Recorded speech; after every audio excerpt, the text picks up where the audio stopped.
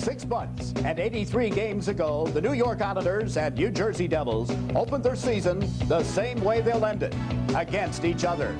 The goal for both teams was the Stanley Cup playoffs, but few could have predicted the way the season would progress. In that very first game, there were goals for players winding up their careers with one team, and others from those who were just starting their careers in a brand new uniform. The result that night was a Devils victory, and those 2 points are still the difference 6 months later. Wednesday in Hartford, the Islanders lost a heartbreaker in overtime, and when they left the ice in Hartford in defeat, they thought they had a Stanley Cup appointment with the Pittsburgh Penguins. But the Penguins shook that picture up with a late-game tie against the Devils on a goal by Joey Mullen. Now it all comes down to tonight. The winner goes to Washington, the loser to Pittsburgh. We'll find out which is which up next.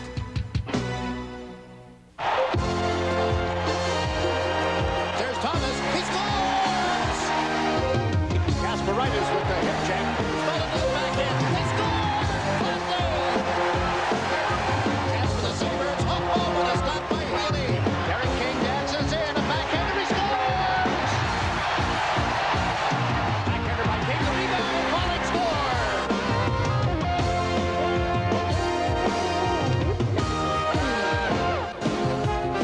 From the Nassau Veterans Memorial Coliseum in Uniondale, New York, Sports Channel presents New York Islanders hockey. Tonight, the Islanders host the Devils in the season finale for 92-93. Hi, everybody, and welcome to the Nassau Coliseum. What has been billed as the biggest game of the season between the New York Islanders and the New Jersey Devils. Is that overhyped? From a player standpoint, you heard the guys a little earlier. Maybe it's being overdone somewhat. Yes, I think it's overdone when you're looking at it in the terms that this game doesn't determine one team out of the playoffs and the other team in. What they're thinking is that one team will be out quicker than the other one, maybe because of the Pittsburgh factor. But you have to remember, Pittsburgh's still got to beat one of these teams 4 times, and that hasn't happened yet. No, not yet, and we'll see what happens up ahead as the Islanders and the Devils get ready to go to work. Now for Meineke Muffler, let's take a look at what we consider to be the New Jersey Devils story. The Sizzle line, SCL, Seamack at center, Zelepukin on the left wing, Claude Lemieux on the right. Lemieux leads with 80 points. Zelepukin is 4th overall, and Seamack second in scoring, a kid that played only 25 games a year ago. Point number 2, stopped Pitt. The 6-6 tie against the Penguins, even though they led 6-5, the Devils went into a tie with just a little more than a minute and 8 seconds to play in the game. What a big boost in confidence, stopping Pittsburgh's win streak at 17. And number 3, in the past. Since moving to New Jersey, this franchise has won only 5 times at the Nassau Coliseum, 26 losses, 5 ties. They came dressed as Devils on Halloween night last year. Then when they came back in January, they weren't dressed as Devils and got beat 8-2. When they came as Devils, they won. I don't think the past history is going to have anything to do with this hockey game, Jiggs. This team, the New Jersey Devils, most of them don't remember the ineptness of some of the teams that came in here and played the Islanders when the Islanders were one of the best teams, if not the best team in the league. It's a whole different set of rules, and it comes down to 84 games. It's the one game, and they want it, and they want it bad. A lot of different stories for the New York Islanders. Let's take a look at our choice for, again, Meineke Muffler. Number 1, the finish line. Yes, 84 games come to a close tonight. 8 points better than a year ago, but have played 3 more games. So overall, I guess you could say only 2 better than a season ago, but a playoff spot has been locked up. Point number 2, double loss for the loser. Since ABC is televising regional games on the weekend, the loser of this game goes to Pittsburgh, plays Sunday afternoon at 1, and then again on Tuesday. They'd have a home game Thursday. Their second home game would be next Sunday, with Game 5 back in Pittsburgh the following night. So it's a double dip of a loss. No day off between games 4 and 5. And number 3, where did you go, Mo? Islander momentum has been missing since a 3-2 overtime victory over the New York Rangers. They are 2-4-1 since that time. Do they look to Turgeon, Thomas, and King to get the momentum back now? Yeah, they have to, Jiggs, and when you think about that, the Islanders aren't coming into this hockey game on a high. They're coming in on a low, and unlike the New Jersey Devils, they're coming in on a pretty good high after tying the Pittsburgh Penguins. Quick look at the Patrick Division standings, and this glance at the standings board brought to you by Payne Weber, who believe our most important investment is an investment in relationships. And it all comes down to the Devils and the Islanders, 2 points separating them. The winner gets to play the Washington Capitals, the loser, the Pittsburgh Penguins. Back with more right after this. New York Islanders hockey is brought to you by Bud Light. If you want great taste that won't fill you up and never lets you down, make it a Bud Light. By nobody beats the Whiz Home Entertainment Centers. For everything in home electronics, music, and movies, nobody beats the Whiz. By Mobile Super Unleaded Plus, the detergent gasoline. By Snapple Natural Beverages, made from the best stuff on earth. And by Old Spice, cool, crisp, and clean. It puts the wind in your sails. Welcome back to the Nassau Coliseum. This portion brought to you by the Smith Brothers. The cough drops. No, how do you get that so white? Stanley, I'm just kidding. I worry. Our colleague Ed Westfall will be on the ice momentarily making the Sports Channel Player of the Year Most Valuable Player Presentation Award. Stan, a little bit of a surprise when the goaltending matchups were announced here tonight. The Devils going with Turgeon, not nearly as much of a surprise as the Islanders going with Mark Fitzpatrick. Well, I thought that Fitzpatrick would be a possible choice because he's done so well against the Islanders. He's undefeated. But you know, we were debating who the Islanders are going to go with as their #1 guy, and I thought they would have decided that it would have been Healy. I thought my choice would have been go with Healy a week ago and just keep him as your goalie and don't mess around. That would have been my choice. Well, let's go down to the presentations for tonight's pregame. Public address announcer Rich Kahn. You, the fans, were asked to vote for the Islanders' most valuable player. Now to present the Sports Channel Islanders' most valuable player award, please welcome former Islander and current Sports Channel analyst, number 18, Eddie Westfall.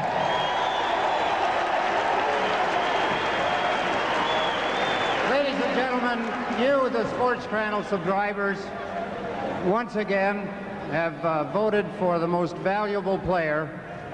And I don't think it's really any doubt in anybody's mind. A two-time winner, one of the most exciting hockey players in the National Hockey League today, the Sports Channel Islander most valuable player, Pierre Turgeon.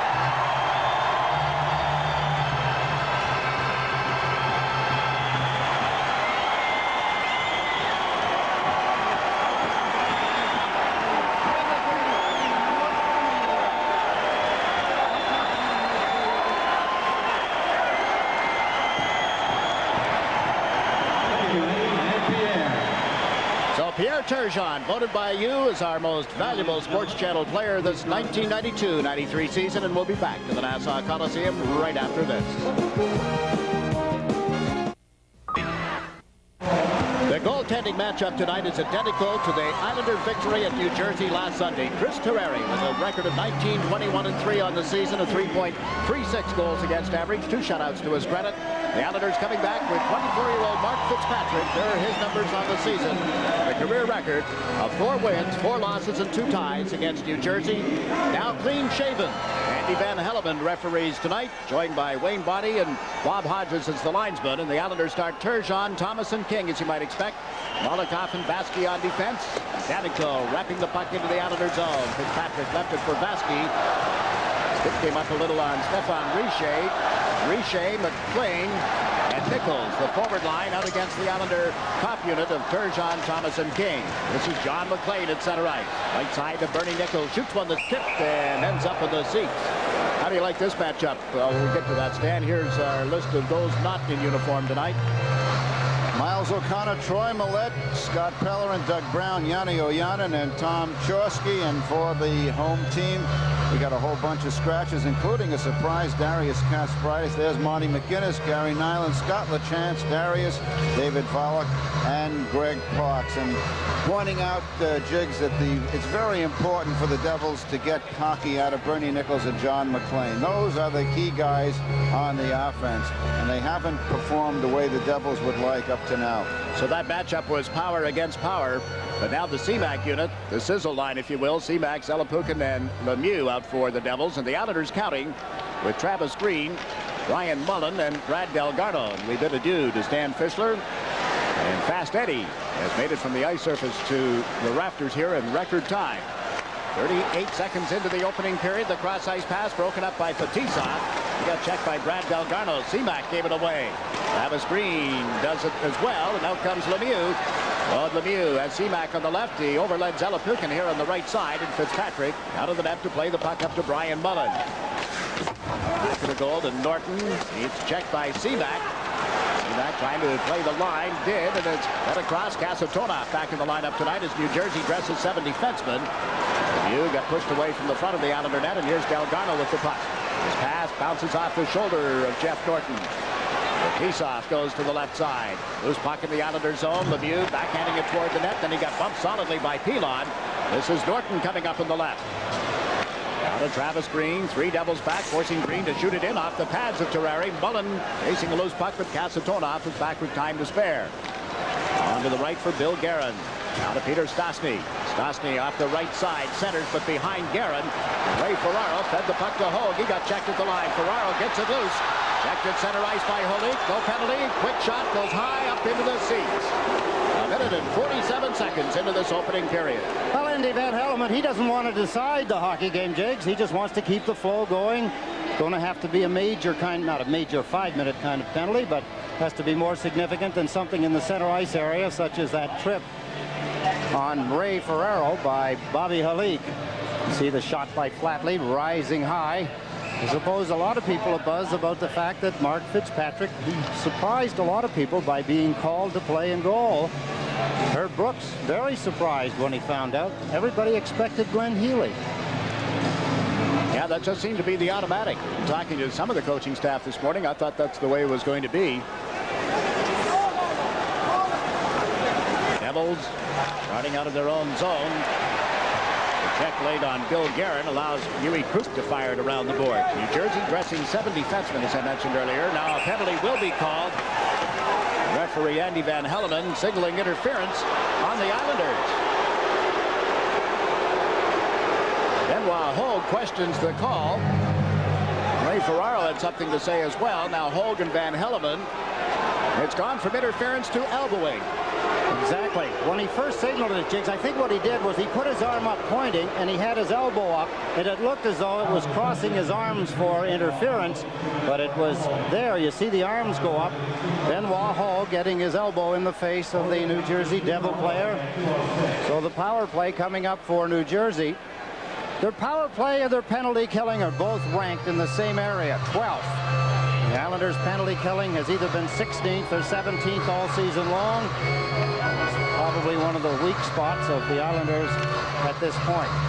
New Jersey's power play on the road is much better. Well, when I say much better, by about 0.7, but that gets them up to 7th best. As far as road teams, and the 2-line pass here negates anything at the Islander blue line.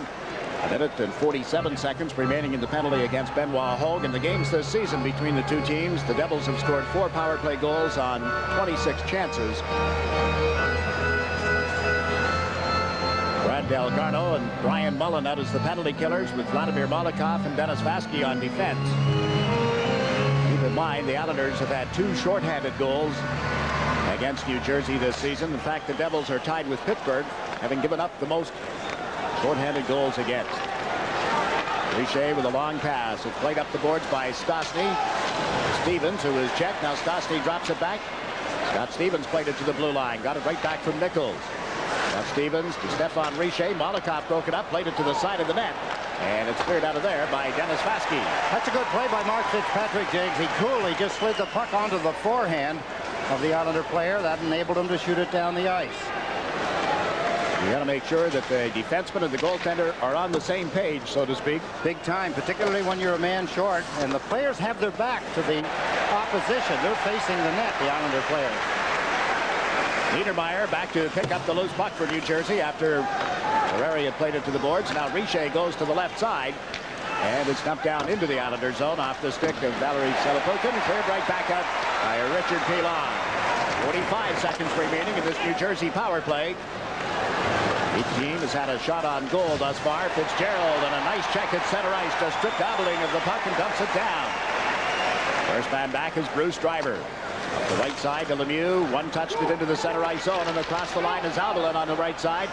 On the Aubelin chased behind the net by Vasky. Malakov steps in, trying to knock it away from Zelepukin, and he does, and clears it down the boards. 19 seconds remaining in the penalty to Hogue.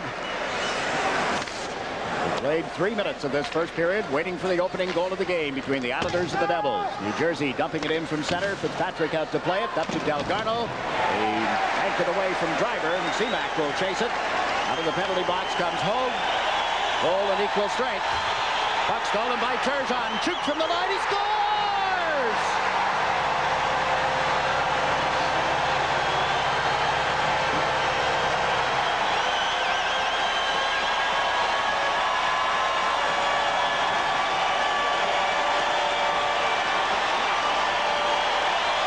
So often throughout a year, you'll forget about penalty killers, and the penalty killers did such a good job. Pierre Turgeon got a shot on goal. Christy Larry misplayed it. The puck going end over end like a football. It may have fooled him, but here's Turgeon stealing the puck. Look at it bouncing and rolling. Did you see it go down?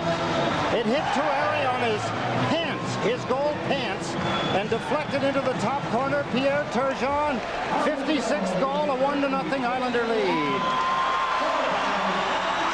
Tom Fitzgerald drives the puck deep into the New Jersey zone following the face-off, and Fetisov comes out of the far corner. The head of Barr, Fitzgerald crossed over on him, gave him the Darius Kasparaitis hip check. Elon plays the puck out of the zone. Fetisov back at center ice. Fetisov turned it over, but then got it right back from Fitzgerald and gave it to Casatona. Fetisov with Lakota moving in. Long pass to Randy McKay. McKay shoots one from the line, the steered aside. Norton trying to tip it away from McKay. Jeff Norton sidesteps a check and gives it to Loisel. He got hammered as the Devils finish their checks now. McKay holding it at the blue line. Up the slot with a drive that's turned aside by Fitzpatrick. Randy McKay and Barr and Holik. That's forward line. The Islanders clear the zone. It's going the length of the ice. The Islanders lead 1-0. We'll be right back.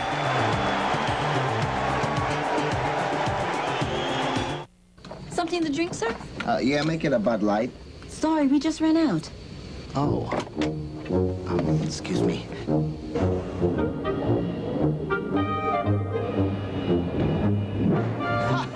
Bud Light? Try Flight 261 out of L.A. Oh, thank you. If you want great taste that won't fill you up and never let you down, make it a Bud Light. Do you have a Bud Light? Yes. Welcome aboard, sir. Great. Where are we going? That's Alice and her husband. I can't believe you have a married granddaughter. You can't. Pretty. That's their new house. Oh, they must be doing well. They are. But I helped them a bit. About 8-9 years ago, I set up funds for all 3 grandchildren. Oh, that's a nice idea. Actually, it was my man at Payne Weber.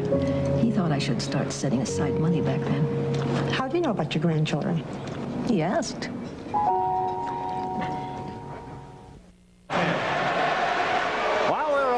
Commercial, Nick Vakota. He's yelling over the linesman. He's yelling at the referee. Van Helleman said, get on the bench, get off the ice. Nick Vakota continued, and now he's in the penalty box. He has a 10-minute misconduct. The Islanders with a 1-0 lead. Move the puck out of the zone. Bernie Nichols puts it right back in for Richer. McLean goes to the front of the net, but the shot across the front of the goal comes to the line and is shot right back in by Niedermeyer. Richer pulls up on Turgeon, gets checked by Hogue, but still managed to center one that's broken up and cleared out by Curvers to Hogue. Now to Thomas at center. Thomas lost it at the New Jersey line, and a penalty is called, a holding signal by referee Van Helleman. Then he collides with McLean, who ends up on the deck. I'm not so sure it's John McLean going to get the penalty as well. How embarrassing to the hockey player, but those are things that are part of the hockey game. There goes John McLean. He got close enough to Van Helleman. If he wanted to say anything, could have, but then his feet got tangled up with the referees, and down he went. Well, the New York Islanders with their first power play opportunity of the evening, and here's the hold. In the center ice area, there you see him holding up Pierre Turgeon. That's the penalty on McLean.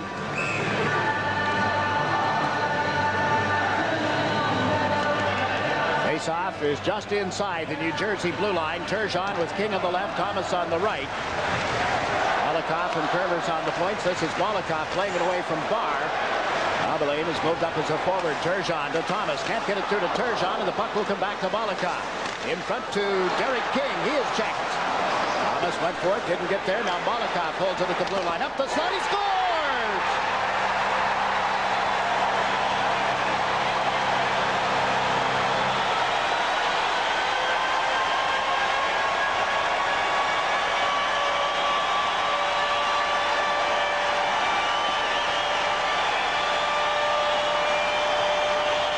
Steve Thomas, I believe, deflected it, Jiggs. There's the pass by King to Molotov. He takes the rolling puck, makes it calm down, and then wrists it. See how high it is? They're deflecting down, bouncing off the ice in behind Ferrari. Take a look from behind the goaltender. Watch to the goaltender's left. Here comes the puck. There's the deflection between his legs as the puck went down. I believe Steve Thomas got his stick on it. The power play goal, a minute and 47 seconds after Turgeon had staked the Islanders to a 1-0 lead. And the Devils failed to penetrate at the Islander blue line. Teams at 6 aside, including the goaltenders. Danny Cole slaps the puck around the boards. It was fed by Travis Green well after the play. Now Mullen is bumped from behind, but he was able to clear it out. And it's shot right back in by Danico. Fitzpatrick holds it back in the net. Molotov goes for the puck. Vladimir Molotov. The Delgarno knocked away from him. The Devils, Zelepukin had it, lost it. Now Seaback gets bumped on the boards, knocked off his skates by Brad Delgarno. Vladimir Molotov takes it out of the far corner. Steps back in the net, looks up ice, put it on Delgarno's stick. He was checked from behind by Zelepukin. Here's Danico over the blue line. It was passed to Lemieux, didn't arrive. Seaback gets chased to the corner. Delgarno hit him hard. Seaback centers, knocked away from Zelepukin. And Delgarno breaks the zone. Delgarno to Green. Backhands it in. Both teams in the middle, some changes.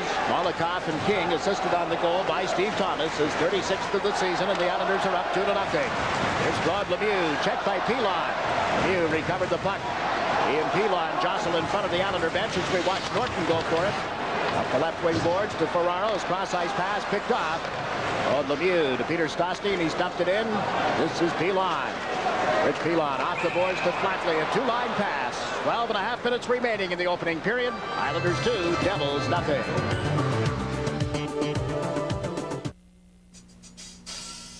The GMC Jimmy is already loaded with a powerful V6 engine and four-wheel anti-lock brakes standard. And now we've dropped in a few extras. Like reclining seats, air conditioning, a killer stereo, tinted glass, and much more. Now, how do we load you into a Jimmy? With this limited time smart lease. Drop in to your Tri-State GMC truck dealer today. I love these guys. We love Stefan Richer. They're rough, tough. They take no stuff. We are the #1 team. Forget the Patriot division. I love Lemieux, Stevens. I love them all. Come on, root on this team. Catch Devils playoff fever. Coming soon to Sports Channel. Stanley Cup playoffs, hello! Here are the numbers at the Nassau Veterans Memorial Coliseum. 12.5 minutes remaining, or 1, 2, 3, 4 as you count it down. And the Islanders with a 2-0 lead on goals by Turgeon and Thomas. Ray Ferraro is out with Benoit Hogue and Patrick Flatley for the Islanders. Olik with Guerin and Peter Stastny for the Devils. That's Morton giving the puck to Flatley. Cross ice to Benoit Hogue, and it's loose at the New Jersey line for Kasatonov. Kasatonov in the lineup tonight as they have decided to scratch Scott Pellerin. Patrick Flatley to Ferraro. Plays it away from Fetisov. Olik goes back. Olik got it right at Flatley, who's knocked it out of the air and then plays it behind the New Jersey net. Slava Fetisov. On it out of the zone. None of the Devils able to pick it up for the moment, and Patrick Flatley stepped in front of Holik. Works it back to Huey Krupp across to Curvers. Tom Curvers comes to center ice. Shot it well wide of Terrari. That's a patented Islander play as Flatley flooded the zone. Played it away from Nichols. It goes loose back in the net and is picked up by Fetisov. King on him. Fetisov puts it in the corner. His longtime defense partner, Kasatonov, ices the puck. Now it becomes an offside rather than icing as the Devils touched it. All-time series between these teams. You have to remember that this is a team that was born in Kansas City, went to Denver to become the Rockies. Not the baseball team, but Islanders and Devils. All-time lead at home. And collectively, KC, Colorado, and NJ for New Jersey. Dominating situation for the Islanders. You think back to some of the trades between the Islanders and Colorado in particular. Boy, some thievery there. Bill Torrey's days as general manager here, wasn't there, Ed? Well, he picked a few guys' pockets, Jiggs. It wasn't just there, but yes, when you think of the Los Angeles deal that brought them Butch Goring, he did it there. He got draft picks in some areas. As a matter of fact, when they became the New Jersey Devils. Shouldn't just pick on Colorado either. I think of Bob Bourne coming over here in a deal with Kansas City very early on. And Dave Hudson, traded to get Bob Bourne. What a battle on the boards here. Finally, Turgeon kicked it loose. Derek King ends up on the deck, and Scott Niedermeyer plays it around to the far side. Turgeon gets there first. King has had his helmet knocked off. Turgeon got knocked off his skates, and Richer is bumped by Thomas, and King handles it. He's flattened from behind by Stevens, a cross-check. Quick shot here by Thomas goes wide. Derek King slow to get back into the play. John McClain cross ice to Nichols. Nichols and Richer crisscross, and Richer bumped the puck outside the blue line. John Richer all the way back to the New Jersey line, flips it high in the air, hits the scoreboard, and they'll face it off inside the New Jersey zone. Islander fans, this break in the action is a great time for you to break open an ice-cold Budweiser and enjoy that fresh, pure, natural taste. Nothing beats a Bud. Jake, Stefan Richer, he's in pain over on the bench. You saw him take that flip shot that put it up into the clock to get the play stopped, and look at him. He is hurting. 4-game scoring streak, 4 goals in those games. Here's Derek King. Watch this shot from behind. Wow, Andy Van Helleman very close to it, and King, I suppose the fact that he didn't make contact heavily into the boards is one of the reasons it wasn't called. Now Seamack brings the puck to the Islander line, giving it to Claude Lemieux, who's dropped it back. Zalapukin got cranked by Vasquez. His shot went wide, and Seamack centered one right to Malakov. Down to Brad Delgarno. Garno steps over center, shot it into the skates of Bruce Driver. Driver steps over center ice. Goes to the left side, tried a long, low shot, steered aside. Mullen with it. Goes from behind, then gets away from Zalapukin. It came to the side of the net and was cleared. Then Mullen is taken down back of the net. And the puck stays in the Islander zone. Driver's shot was blocked. Vladimir Malakov put it back in the net. Devils unable to center. Zalapukin got there. Now Seamack over in the far side. Seamack pumped solidly by Brad Delgarno. Mew reaches in. Delgarno shovels it up high down into the New Jersey zone, and we watch Danico chase it back. One of the lessons that the Islanders had to learn playing Chicago here not long ago, Jiggs, and remember how well they played the body, and Brad Delgarno likes to do that anyway, but he did it with the right guy just a moment ago. One of the callers on our pregame show tonight, the segment from the top, questioning the Islanders being soft, not hitting lately. Well, they have hit the Devils, hit for a hit here, it seems. They have a 2-0 lead. 9 minutes, 10 seconds remaining in the opening period. Norton around to the open side. This is Benoit Hogue. To Rich Pilon. As Norton is his defense mate tonight, the pass off Hogue is loose at center. Kasatonov recovers into the middle, but right to Ferraro's across the line. Ray Ferraro, the flatly shoots. Ferrari the save. Loose puck. Bouncing into the corner. Now Ferraro digs it off the boards. Looks to a man in front. Walks right in himself. Gets checked. And there'll be a penalty. Referee Andy Van Helleman signaling a hooking penalty. Islanders lead 2-0. You're watching the Islanders and the Devils on Sports Channel. Say, that's a great-looking camera you have. Where'd you get it? No, don't tell me. One of those specialty camera shops. Wait, I'll bet it's a big-name department store. I'll bet it set you back a bundle. Actually, no. Introducing the Nippon 35mm focus-free camera. The hot shoe is synchronized for electronic flash, a 50mm lens, and a tripod mount. It also comes with a convenient neck strap, a deluxe leatherette carrying case, a professional 50mm sunshade, and a 2-year unlimited warranty. With all these features, you'd think this camera would cost over $100. Well, think again. Call right now, and the first 10,000 customers who order the Nippon camera will also get 100 rolls of free Kodak film with purchase processing. The simple, lightweight, and affordable Nippon 35mm camera and 100 rolls of free Kodak film with purchase processing. This no-fuss camera can be yours for only $19.95. Say, where can I get one? Just pick up the phone and call.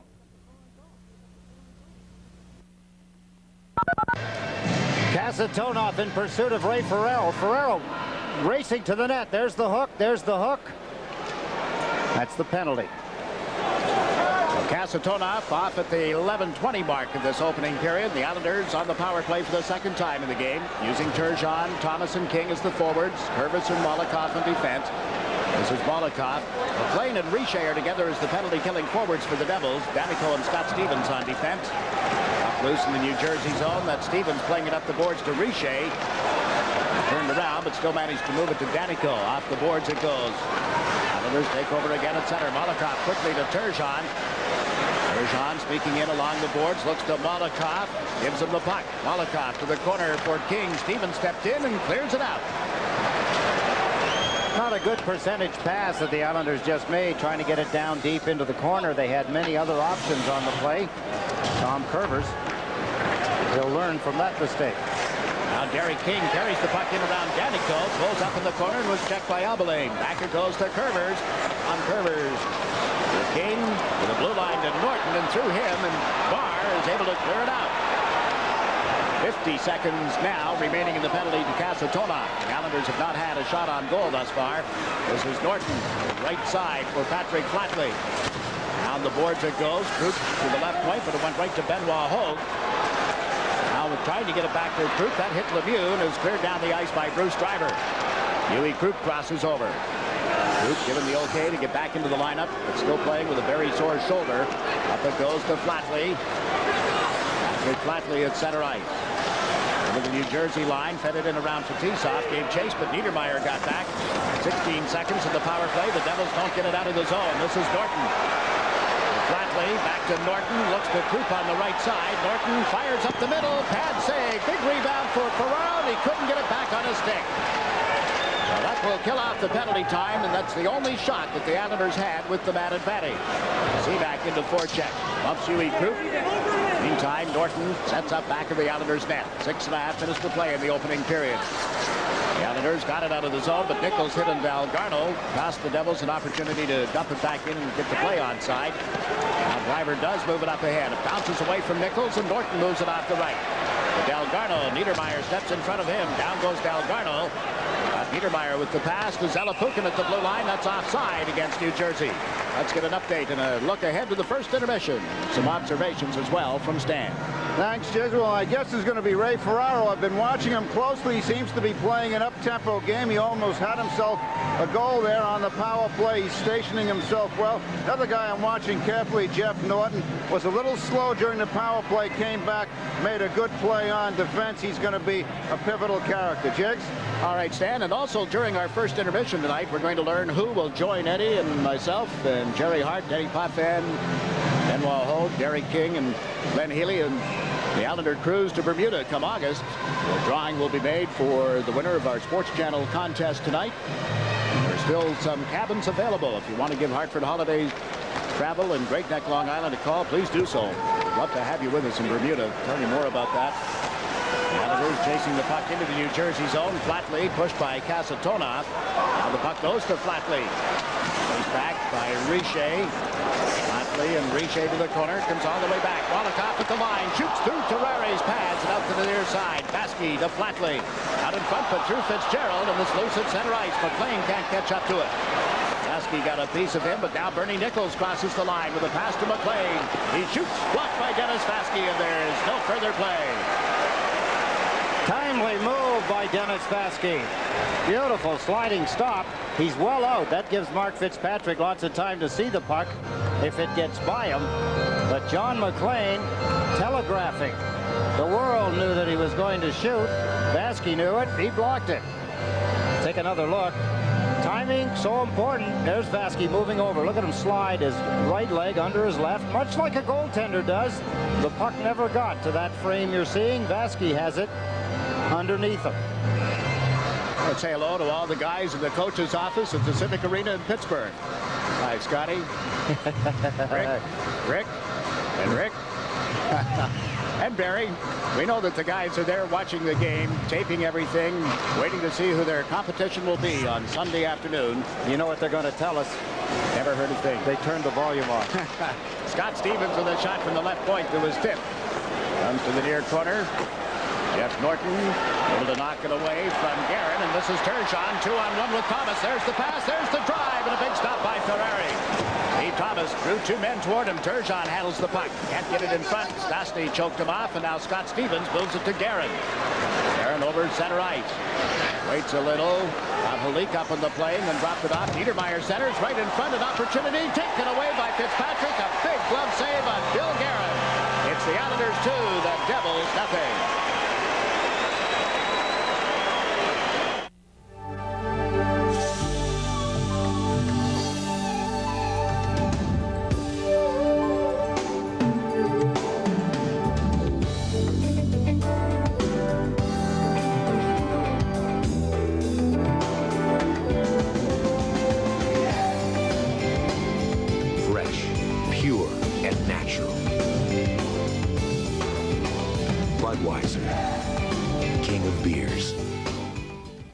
Saturday, tango. Great. Bye. Dance. Dance. We are Bianca. And Benny. Master the passion of the tango. The cha-cha-cha. Bianca and I started on Broadway in 1950. Benny, we teach all levels. That was the original production of Coco Loco. No partner necessary. You'll be tangoing tomorrow. The 9X Yellow Pages. It's surprising what the ads can tell you. I taught all the stars. Benny. Niedermeyer, that fine young player, to Guerin. Watch the goaltender move out.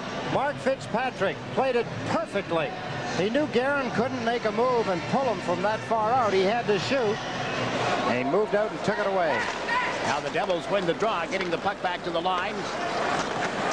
Shot it in, and it'll be brought back here by Vladimir Malakov. On to Travis Green. Behind him, he reaches for it and dumps it into the Devils zone. Danico gets it out of there. Played it through one of the Islanders. Icing waved off as Vasky goes back. Flushed from behind the net. View whacking at him. The puck goes to Ryan Mullen, and he spins it on into the New Jersey end. Mullen with Green and Delgarno. Malakov and Vasky, but now Vasky is left and Curvers is out. Devils across the line. Claude Lemieux with a shot up high off Fitzpatrick. Travis Green can't get it out of the zone. Malakov with an opportunity. Lost it to Seaback, but his pass went behind Zalapukin. He's got it now.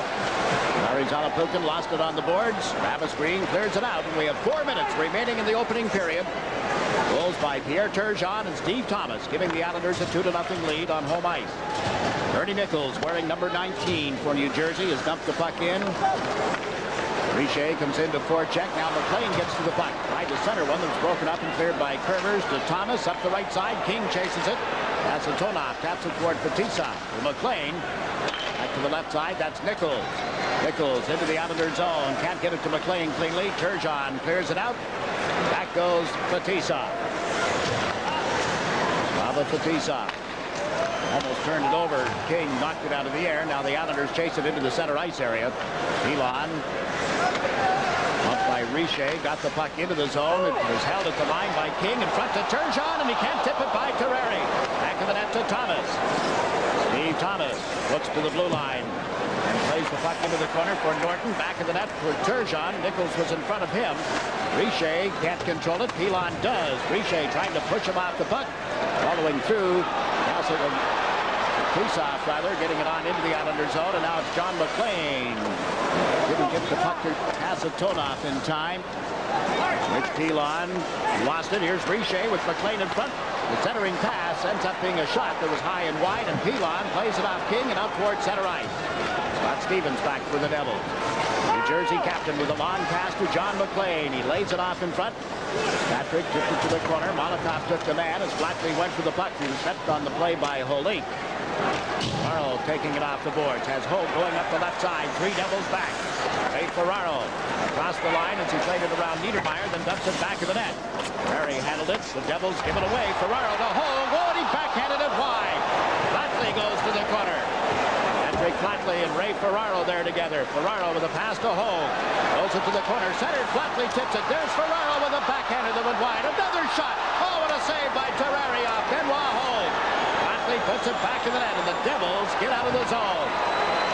To center ice is Holik. On into the Islander territory. Fakes the shot. Moves in. Fitzpatrick to save. Molotov knocked it out of the air and gives it to Brad Delgarno. Nice move. Now Ferraro across the line. Niedermeyer chasing. Ferraro shoots. He scores!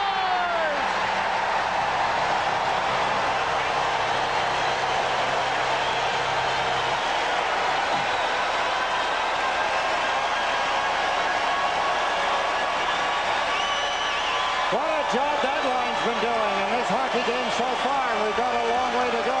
Late in the first period, Ray Ferraro, Ben Warhol, Pat Flanley. They had several good scoring chances. Missed one. Terreri made a good save. Watch this beautiful pass by Brad Delgado. Ferraro streaking, gets in behind Niedermeyer, and he can move. Ferraro goes up high. Down goes the goaltender. He made the mistake of making the first move. Terreri went down to cover the low ice, and the veteran Ray Ferraro beat him up high. Oh, are we going to hear about this on our first intermission tonight? He'll join Stan Fischler. You'll get a lot of replays out of Ray on that one. 3-0 Islanders. Go ahead, Ray. Milk it. Might as well, huh? A minute and a half remaining in the opening period. Claude Lemieux dropping the puck to Driver in the Islander blue line. Bruce Driver has put it back in the net, and Kerber's moves it up the boards. Right to Driver. Right to center one. Dewey Krupp took it away from Seaback, rounds the net and starts out. Pass to Mullen. Ryan Mullen flips it in. Travis Green chasing it. Krupp drives to the front of the net and goes back to the goal for the puck. A check. We watch Mullen turn on Driver and promptly put it around the end boards. Tommy Fitzgerald at the 19-minute mark of the opening period lays it into the corner. In goes Norton. Couldn't get a stick on it. Claude Lemieux does. Lemieux being chased by Turgeon. Knocks it back. This is Driver on to Danico. And Danico dumps it down into the Islander zone. Race for the puck. Norton will get back, and that's an icing call against New Jersey. Molotov and Delgado assisting on Ferraro's goal, giving Al Arbor's team a 3-0 lead. That's a big lead in this kind of a hockey game if the Islanders can continue to play the kind of hockey that they're playing right now. There you see the number on Ray Ferraro, his 14th goal of the season. A beautiful pass coming out of the end zone by Brad Delgado. That long rink-wide pass. Delgado was up close enough to his own blue line that it wasn't dangerous, and he had most of the Devils trapped in the Islanders' end of the ice. With that goal, Ray Ferraro has tied assistant coach Lorne Henning and J.P. Parisi for 25th on the Islanders' all-time scoring list. J.P. Lorne Henning. 3-0 here as the Islanders win the draw. Norton at the blue line fires, pad save, rebound was there for Loisel. Claude Loisel back in the net to Turgeon. He got checked, but here's Tommy Fitzgerald trying to take the turn on Niedermeyer. Stripped him and shoots. The net is knocked up and back down. Play continues. Loisel's forechecking. Knocks the puck loose, but Niedermeyer gets back. Down the end boards to Stevens. Scott Stevens gave it away to Turgeon at the blue line. Up the slot. The pass to Fitzgerald, and he can't knock it out of the air. Now comes back to Loisel with 8 seconds in the period. Into Fitzgerald. All over the Devils, not just on the scoreboard, but this has been one tremendous shift for this line, and the period comes to a close.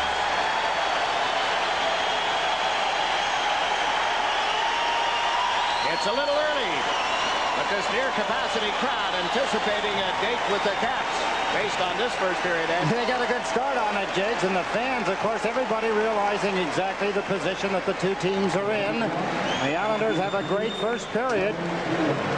3 unanswered goals. Turgeon, Thomas, and Ferraro. Islanders 3, Devils nothing. Back to the Nassau Coliseum right after this. Now for Snapple and Snap Up. Snapple made from the best stuff on earth. An update on the Islanders scoring leaders, the top 6. Pierre Turgeon with a goal in that opening period. Vladimir Molotov, although not in the top 5 as we're showing you tonight, had a couple of assists. Steve Thomas with his 36th goal.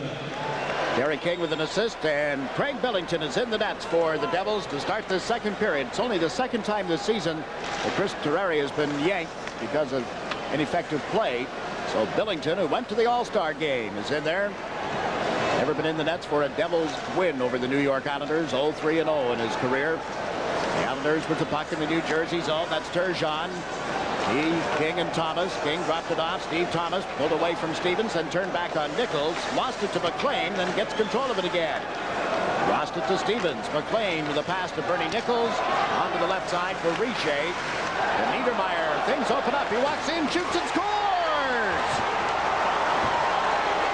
Scott Niedermeyer early in the second period. They burn the Islanders. They get them out of position. The Islanders looked as though they had everything under control in the offensive zone, but they lose the puck out near the blue line. Watch the drop pass. You see Huey Krupp went for Richer. That left Niedermeyer an open path, and he put it under the right arm of Mark Fitzpatrick. His 11th goal of the season, only 41 seconds into the second period.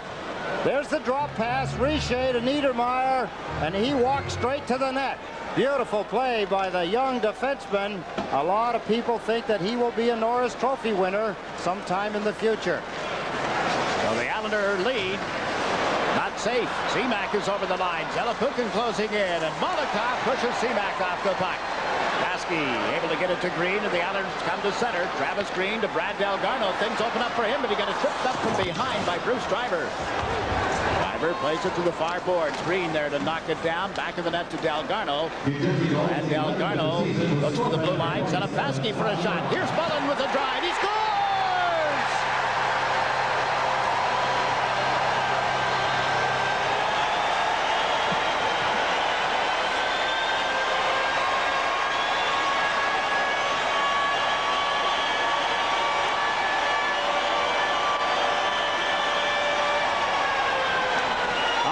Things are happening here in the second period. A beautiful shot from the point position.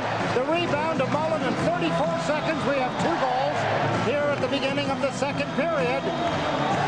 Brian Mullen converts this rebound that Billington dished out beautifully. He got a piece of it, but it got in behind him.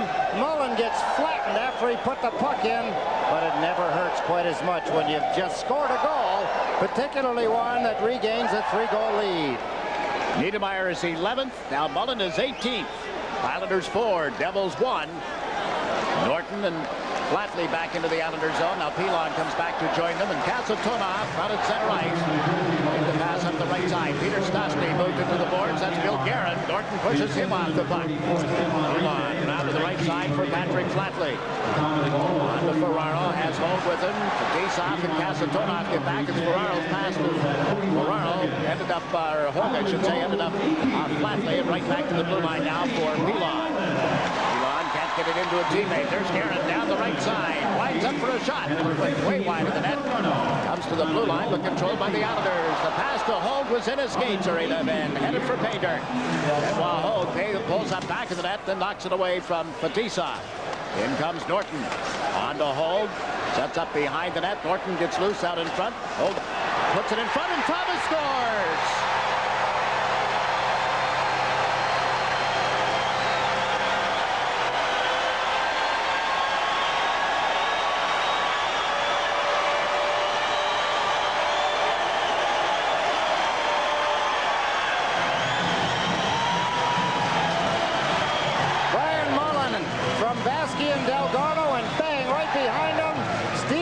His second goal of the game.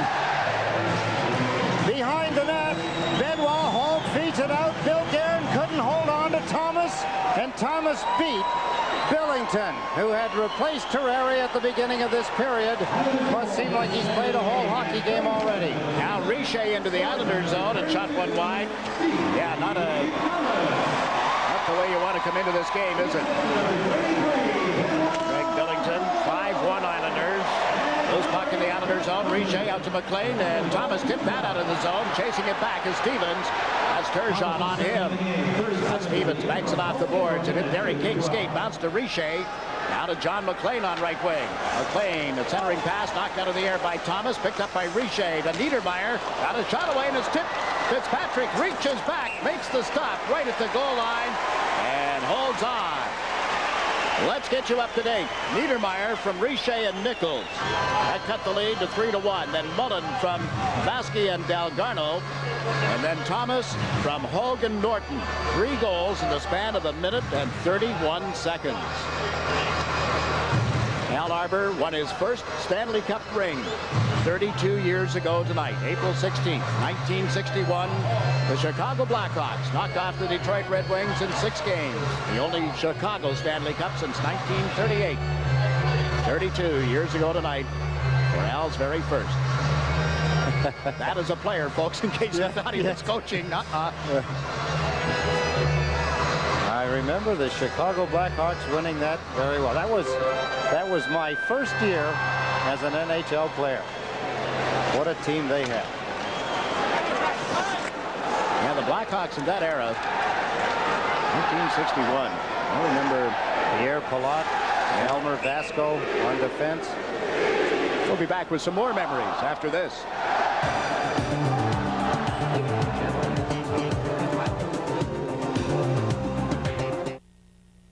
Growing up, Yvette Ortiz dreamed of making a difference. But she soon learned all her intelligence and determination weren't enough to make it come true. She needed more. Anheuser-Busch believes everyone deserves a chance to realize their dreams. That's why for the last 10 years, they've been the leading supporter of the National Hispanic Scholarship Fund. Because helping people like Yvette means helping so many more.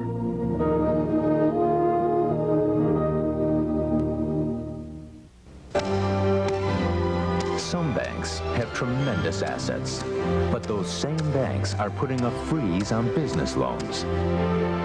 One New Jersey bank, however, has the financial strength and commitment to keep money flowing to business. Who's out there today? Who'll be out there tomorrow making business loans? Who else but United Jersey, the fast-moving bank. Some of our people scrambling downstairs in the truck. I think we've given some misinformation, Mr. Jig. Yeah, that wasn't Al's very first cup because he was with a cup winner in his rookie year with the Detroit Red Wings. He and Billy Dineen, who coached the Philadelphia Flyers. Albeline with a shot that's wide of the Islander net. Al broke in with the Detroit Red Wings, then went to Chicago. The play onside, driver up the slot, met by Pilon. When Dakota came back, he took a thumping from Barr, and Pilon moves it around the boards. Ken Danico in after it. Danico looks to the man in the slot. That's McKay. Gave it to him. McKay with a drive off the catching glove of Fitzpatrick. Jeff Norton frees it up.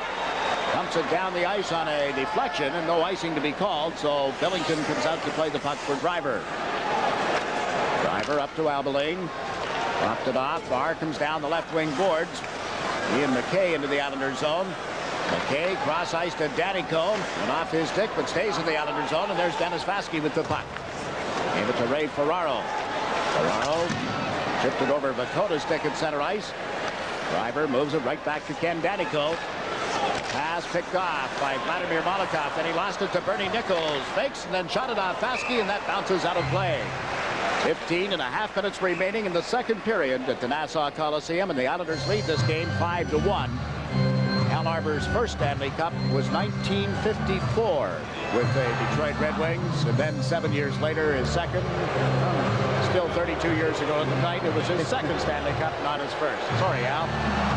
See where Al and Claire were into Brooklyn to have their interview to become citizens of this country. We're talking tonight about some of the questions. He said, you had to tutor he and Claire, I would have to think, you and Marilyn. And... You know what? You know, we didn't. I didn't realize Al was going for it. I said, had I known, I would have given you all the questions, Al. He said that going for his American citizenship. Well, he and Claire both for American citizenship. Yeah. So they have cleared that hurdle, and probably in about 6 weeks' time, they're swearing in. Long shot from the point, turned aside by Fitzpatrick, comes right out in front. Turgeon lost it. Nichols can't jam it in, and Pierre has it again. 3-on-2 as Turgeon comes up the middle. Went to the left side, but it's offside. He couldn't get it to King cleanly after Niedermeyer had broken up the pass. Both teams are making mistakes. For the Islanders, they're covering up a little quicker. Fans are enjoying on the entertainment wall the fact that the team is showing in fourth place, trying to overtake the Devils. Right about now that the man with his hand on the chin wishes that it was Carl Malden behind that bench. What a great casting job when they put Carl Malden into that movie after the 1980 Winter Olympics to play the part of Herb Brooks. Herb was telling me here the other night about being intercepted on the streets in New York one night when he was with his wife Patty, and the guy said to him, "You're Herb Brooks, right? The coach of the Devils." Herb said, "No." He said, "I'm Bill Butel from Channel 7. Oh, there is a similarity. Yeah, he said, "Bill Butel, yeah." The coach went on to say, "Well, that guy in New Jersey's got the team so messed up. Sorry, you mistook me for him." The guy walked away and said, yeah, that Brooks hasn't done a very good job, has he?" Herb chuckling away. Zelepukin handling the puck for the Devils. Up off the boards to Claude Lemieux. On to Kasatonov. Seaback was there, but stepping up is Delgarno. Couldn't get it around Kasatonov. Nolikov went to the left side. Hard pass. Mullen chases it in. Billington put it in the corner. Brian Mullen steps back to the net. Looks to Delgarno, and a shot hit the outside of the goal. Seaback and Delgarno to the boards. Travis Green jumps on a loose puck. Couldn't get it back to a teammate, and then a long pass intended for Zelepukin was broken up by Nolikov. That's Vasky and Zelepukin battling on the end boards. Zelepukin feeds Fetisov. Long drive just wide of the net. The rebound, the jab at it, and it hit the pads of Fitzpatrick. Now round to the point and held in. Knocked away, and Fetisov picks it up at center. Played the puck cross ice. Zelepukin didn't trap it. Nolikov does. Being bothered by Lemieux, he gets into the New Jersey zone. Fetisov stepped in front of him, and Kasatonov plays it towards center ice. This is Dennis Vasky for the Islanders to Vladimir Nolikov. And a long pass that was tipped at center ice. Running with it. Alexander Seaback up ahead. Claude Lemieux got checked in the Islanders zone. This is Vasky. Dennis Vasky off Flatley's stick at center ice. Chasing it back is Fetisov. Flatley on him. Flatley trying to get his stick back. Did. Trying to move the puck now. And it comes back to the point for Pilon. In around the boards. Flatley being tugged at. Fetisov had a chunk of his jersey. And the puck goes loose. Norton over on the left wing. Can't get it to Flatley cleanly. Now Danico moves it around the boards, but didn't get it to McLean. The forechecking job of Ferraro. Hogan Flatley for the Islanders. Now Richer chases the puck in. Hooked it out in front of Fitzpatrick, and nobody there. And Pilon flips it high in the air out towards center ice. Back on it is Driver. Got it to the line, but now Ferraro steps across the line on right wing. Checked from behind by Richer. Didn't get it out of the zone cleanly, but McLean got there and then turned it over. Ferraro hand passed it to Flatley. Brings about a play stoppage. The Islanders with a 5-1 lead. This copyrighted telecast is presented by the authority of the New York Islanders, and it's intended solely for the private non-commercial use of our audience. Any publication, reproduction, retransmission, or other use of the pictures, descriptions, and accounts of this game without the express written consent of the Islanders and Sports Channel is prohibited. Well, I suppose for anybody that really cares, the Rangers got a goal. It took them 137 minutes and 15 seconds to get a goal. Graves scored at 6:17, and the Rangers lead the Capitals 1-0. Some drought, wasn't it? Wow. Wow. Now they made all the news, the headlines tomorrow, and the news conference tomorrow afternoon at 1, reportedly, to introduce Michael Keenan as the next coach of the New York Rangers. Dave Barr gets the puck out for the Devils, and at center ice, Randy McKay got checked. Here's Claude Loisel. Can't get it to Lakota in time. Driver dumps it up the middle of the ice. Barr around Lakota into the Islanders zone, shoveled it to the open wing, and Tom Pervers is there to flip it high up off the glass and down into the New Jersey end. Driver chased behind the net by Fitzgerald. Devils just clear it out. Huey Troop will shoot it right back in again. Claude Loisel comes in on the right wing board. Knocked it away from Driver onto Fitzgerald. Fitzgerald centered. That was tipped by Barr and almost into the net. Here's Fitzgerald with the blue line to Norton. Jeff Norton played a pass intended for Loisel that came off the end boards and was grabbed by Craig Billington. At the Nassau Coliseum, it's the Islanders 5, the Devils 1. From coast to coast, millions of Americans are discovering the great all-natural taste of Snapple natural beverages. All 100% natural, with no preservatives, no artificial flavors, no artificial colors. Try our real brewed iced teas, all-natural sodas, Snap-Up sports drink, pure juices, delicious juice drinks. Nothing beats the great taste of Snapple. Snapple, made from the best stuff on earth. The Islanders have really gelled, and they've come together as a team. They're prepared now for the playoff hockey, being that they worked so hard to get here. You can see that the players are hungry to be on the ice. They don't just get the puck and just shoot it away. They're not nervous out there, and I think that that's a very, very good sign. From the Kasparaitis to the Ferraro to the Flatley to the Thomas. I mean, these guys are guys that'll go out there and they'll do something that'll make the other team think, wow, these guys are just not going to quit. But that's the good sign that I see. Brooks said in order for his New Jersey Devils to win, they've got to control the middle part of the ice, and that's from circles to circles, from both ends of the ice, the center ice area, if you will. They're not doing that right now. Still a lot of time in the second period and the balance of the game. Elon and Norton on defense for the Islanders. Ferraro, Flatley, and Hogue up front. Holik comes through center ice, crisscrossing with Stastny, who takes the pass over on the right side. Peter Stastny shot it off Norton. Ferraro and Holik go to the boards, and the puck is freed up for Benoit Hogue.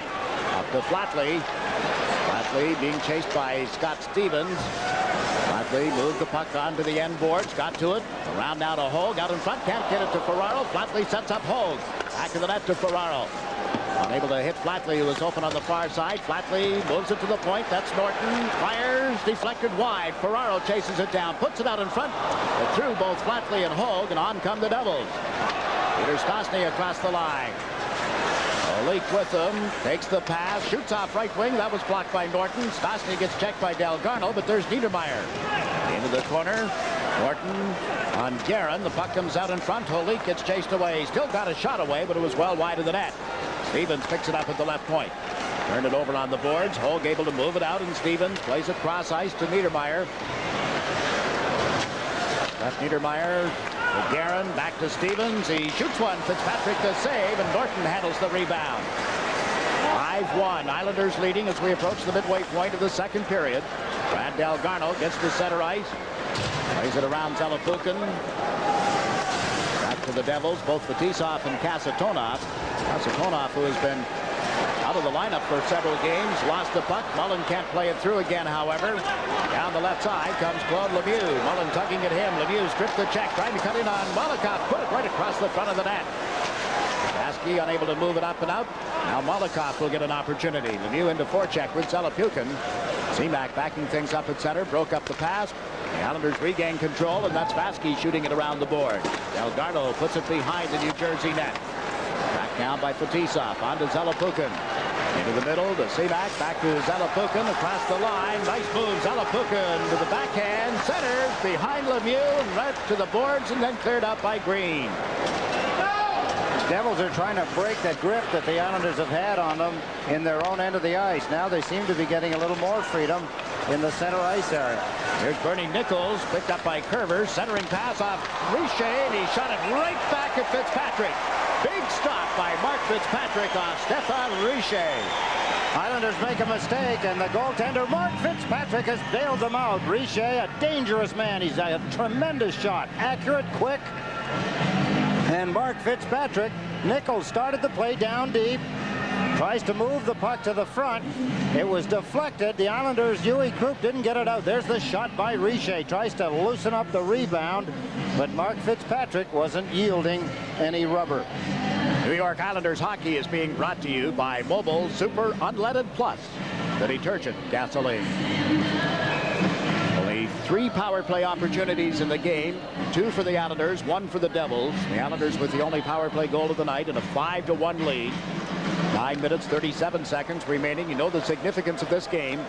The winner will play the Washington Capitals. The loser will play the Pittsburgh Penguins. The loser gets also an opportunity to appear on national television, regional as it is, on Sunday on ABC. So the team going to Pittsburgh, they'll play an afternoon game on ABC Sunday at 1 o'clock. A breakaway here for Turgeon. Coming in on Billington. Pulls it. Goal. Can't tuck it by as Danico got enough of Turgeon. The puck comes loose now to Thomas. In front. There's Derek King, and he got tugged at. Driver tugged him.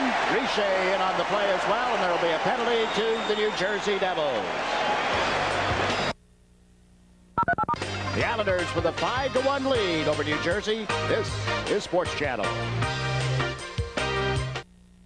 If you're balding or have thinning hair, wouldn't you rather look like this? Introducing Instant Hair Plus, the amazing hair thickener that gets rid of bald spots and thickens your hair in an instant. What I like about Instant Hair Plus is it looks totally natural. Even up close, nobody can tell that I'm using it. Instant Hair Plus is easy to use and is not a paint-on or cover-up. It clings to your hair and actually builds it up, thicker and thicker right before your eyes. Now, can you tell where the bald spot was? I could not believe how full it actually made your hair look. Instant Hair Plus comes in 5 natural colors, one just right for you, and it's only $19.95. Try it for 30 days risk-free. And if you don't agree that Instant Hair Plus is the next best thing to growing hair, just return it for a prompt refund. To order, call 1-800-221-5700 or send $19.95 plus shipping and handling to P.O. Box 2345-A, Grand Central Station, New York, New York. Or call now 1-800-221-5700. Pierre Turgeon lost his balance. There's the pass by Curvers. Beautiful pass, and watch his feet. As he goes, you can see he's got his skate tied up in the stick of the defender, Ken Danico. Down he went, lost control of the puck. Now as play gets underway, the Devils move it out of their zone. Loose at center, Abilene after it. Abilene playing up in a forward line with Bars, the penalty-killing forwards, I should say, and Stevens and Danico on defense. Third power play of the game for the Islanders as Driver sits out a hooking penalty. Barr drops it back in for Danico. Danico slapped it off Malakoff's stick, and it's recovered by Pierre Turgeon. Got it in from center ice. Billington lost it, appeared. King comes in. He took the man, Danico in this case, and the puck comes around to Pierre Turgeon. Turgeon to Malakoff. Right back to Turgeon. The Islanders without Darius Kasparaitis tonight. Malakoff faked once. That goes Barr, and then he gave it to Norton. Centers, and King's shot went wide. Norton puts it in the corner. Over goes Danico, pinching in as Thomas as he had covered the left point. Danico finds an opening and gets it out of the Devils' zone. Malakoff dropping back to Norton. Back to Vladimir Malakoff. Malakoff to Turgeon.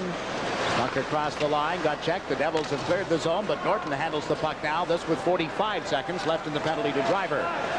Vladimir Malakoff to Turgeon, and he slaps it in around the end boards. Billington lets it go through, and in comes Patrick Flatley, pulled up on Casatona. Thomas over to help out. Flatley frees it up at the left point. This is Curvers. To Flatley, one time to Billington to stop. The rebound there. Flatley nudges it across to Norton.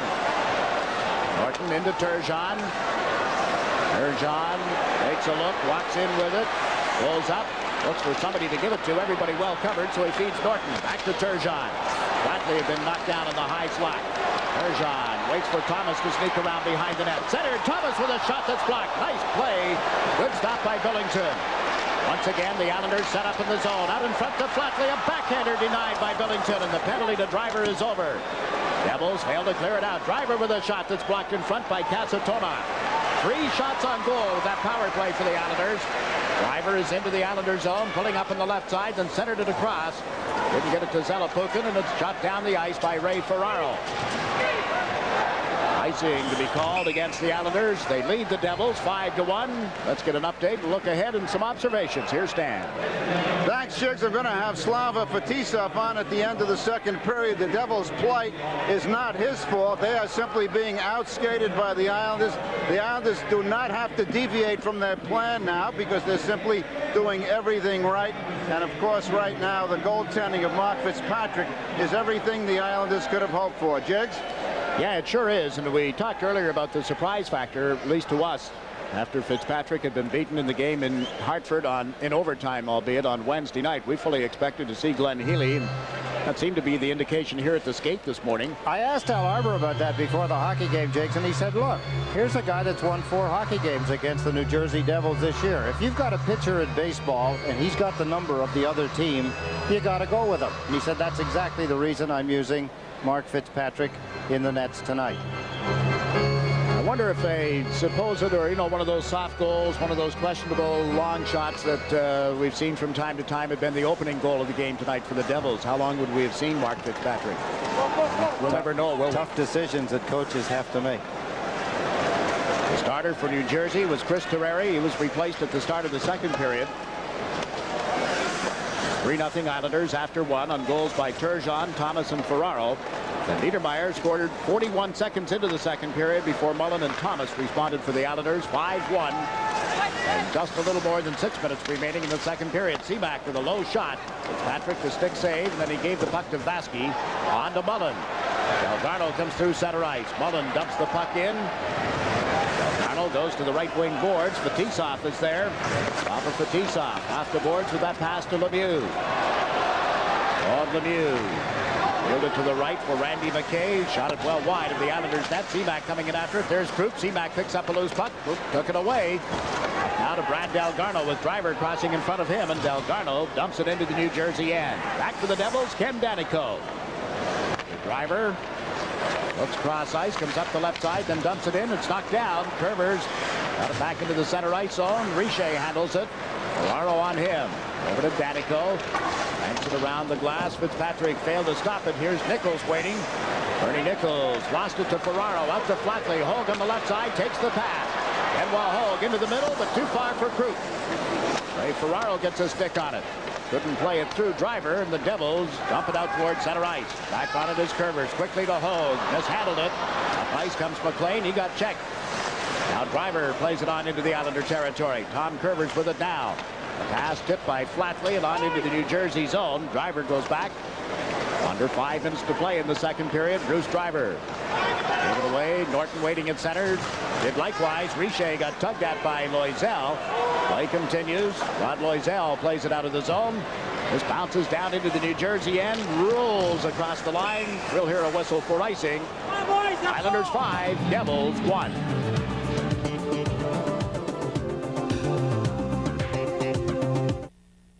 Things haven't been that great with Steve and me for a while, so it's not a total surprise. Believe me, it's still a little scary being on your own now. You really need to start thinking about money. I haven't begun to think about that. When I went through this, I sat down with a broker over at P. & Weber. He looked at what I had, and we came up with a plan that basically just let me get on with my life. And how did he know what you needed?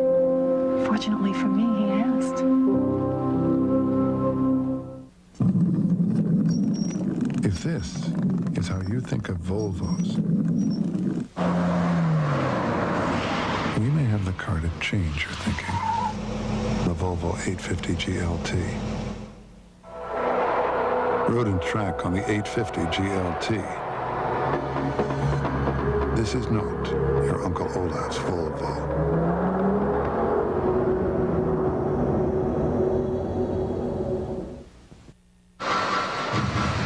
Ready for a face-off in the Islanders' end of the ice. The New York Islanders leading by a score of 5-1. The game had all the hype. The most important game of the season. The winner would advance to third place and play the Washington Capitals. Granted, it is not over, but the building has become very quiet. The enthusiasm after that 3-0 lead at the end of the first, even the 3-1 goal, and 4-1, 5-1 where it has been since just past the 2-minute mark of this period. Fans have to get in shape yet, Jiggs. It's early. The leak from back in the net. Centered right through Stastny. Nick Vakota puts it on Fitzgerald's stick with Fetisov dropping back. Tommy Fitzgerald lost it. There's Vakota through to Loisel. He chipped it wide, and Billington has it in the catching glove. On Thursday, April the 22nd at 7:30, the Islanders will take to the ice in Game 3 of the Patrick Division semifinals. The first 10,000 fans will receive Islander noisemakers, courtesy of Model Sporting Goods. The Islanders will play Game 4 on Saturday, April the 24th at 7:30, and Game 6 on Wednesday, April the 26th at 7:30 p.m. Tickets are on sale at the Coliseum box office, Ticketmaster, or Ticketmaster charge by phone. You can call them at 516-888-9000. And don't forget the request from Islander management to wear orange. Wear orange sweaters, whatever you can find that is orange. A sea of orange here. And the Islanders are back for games 3 and 4, the division semifinal. Mullen puts the puck back in the net. There's Travis Green. Niedermeyer over on him. Now Delgarno goes after it. Battling on the boards with Alexander Seamak. Delgarno. John Tonelli. Delgarno finally gets checked, but Mullen held it in at the blue line. Shot it at Delgarno, who's got it on the stick. Slipped it in deeper to Green. Stevens picks him up. Travis Green got away from Scott Stevens. Gave it to Delgarno. Came out in front. Left it in the skates of Mullen. And the Devils move out of the zone. Zalapukin at center ice will shoot it in. Patrick out of the net to play it up around the right side for Brad Delgarno. Sidestep Seamak's check. And now Brian Mullen dumps it down into the New Jersey end. This is Niedermeyer, number 27. They're building their franchise around him and several of these young players. Lemieux into the Islanders zone. Claude Lemieux with a pass that was intended for Seamak. Curvers moves it up toward Krupp. Around Scott Stevens. Louis Krupp turns and takes it back a little deeper. Gave it away up the slot. Zalapukin shoots. He scores!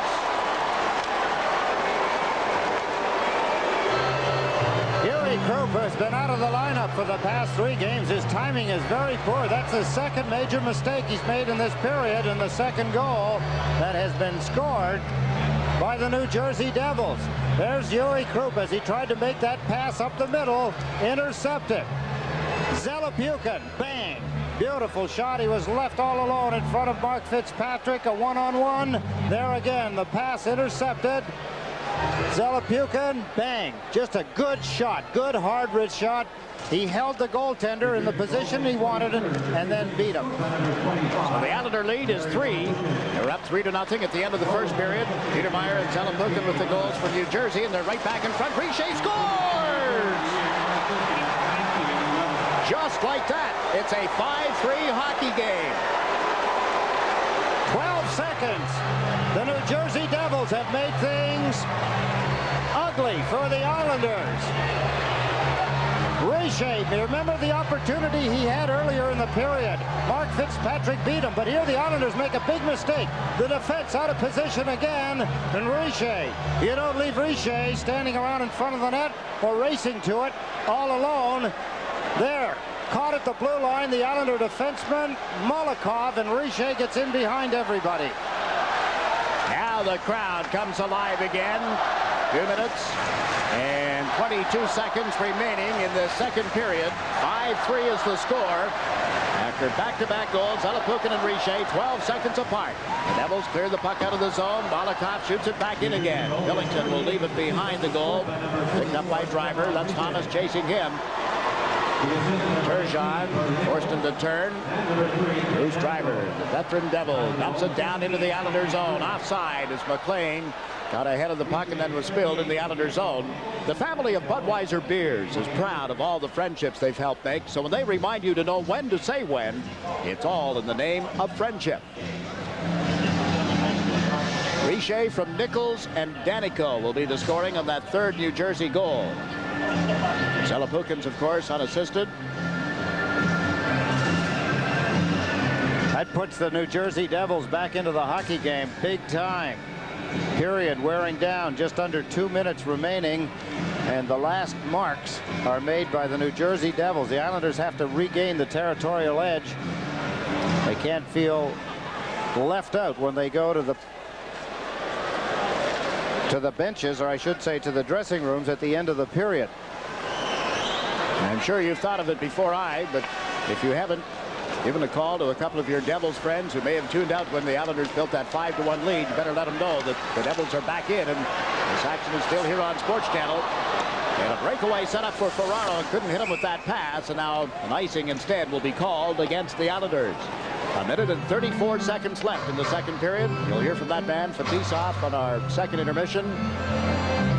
Look at Al Arbor, a little concern on his face now. No doubt about it, Jiggs. He was yelling some orders to Benoit Hogue as Hogue left the bench to head down for the face-off in the Islanders. And that roar is that the Washington Capitals have tied the score in the first period with the New York Rangers.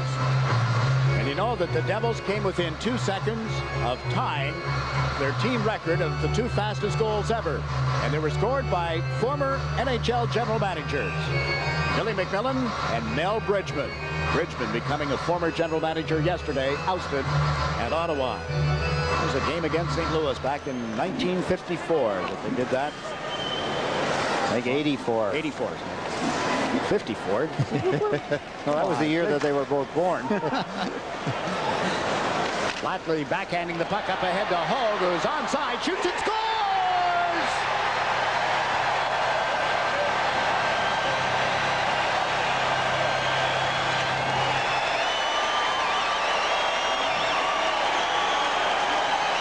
When they're good, they're very good. When they make mistakes, they're very costly, and they've paid dearly in this hockey game. But Benoit Hogue brought the fans back into the game just before the second period comes to a close.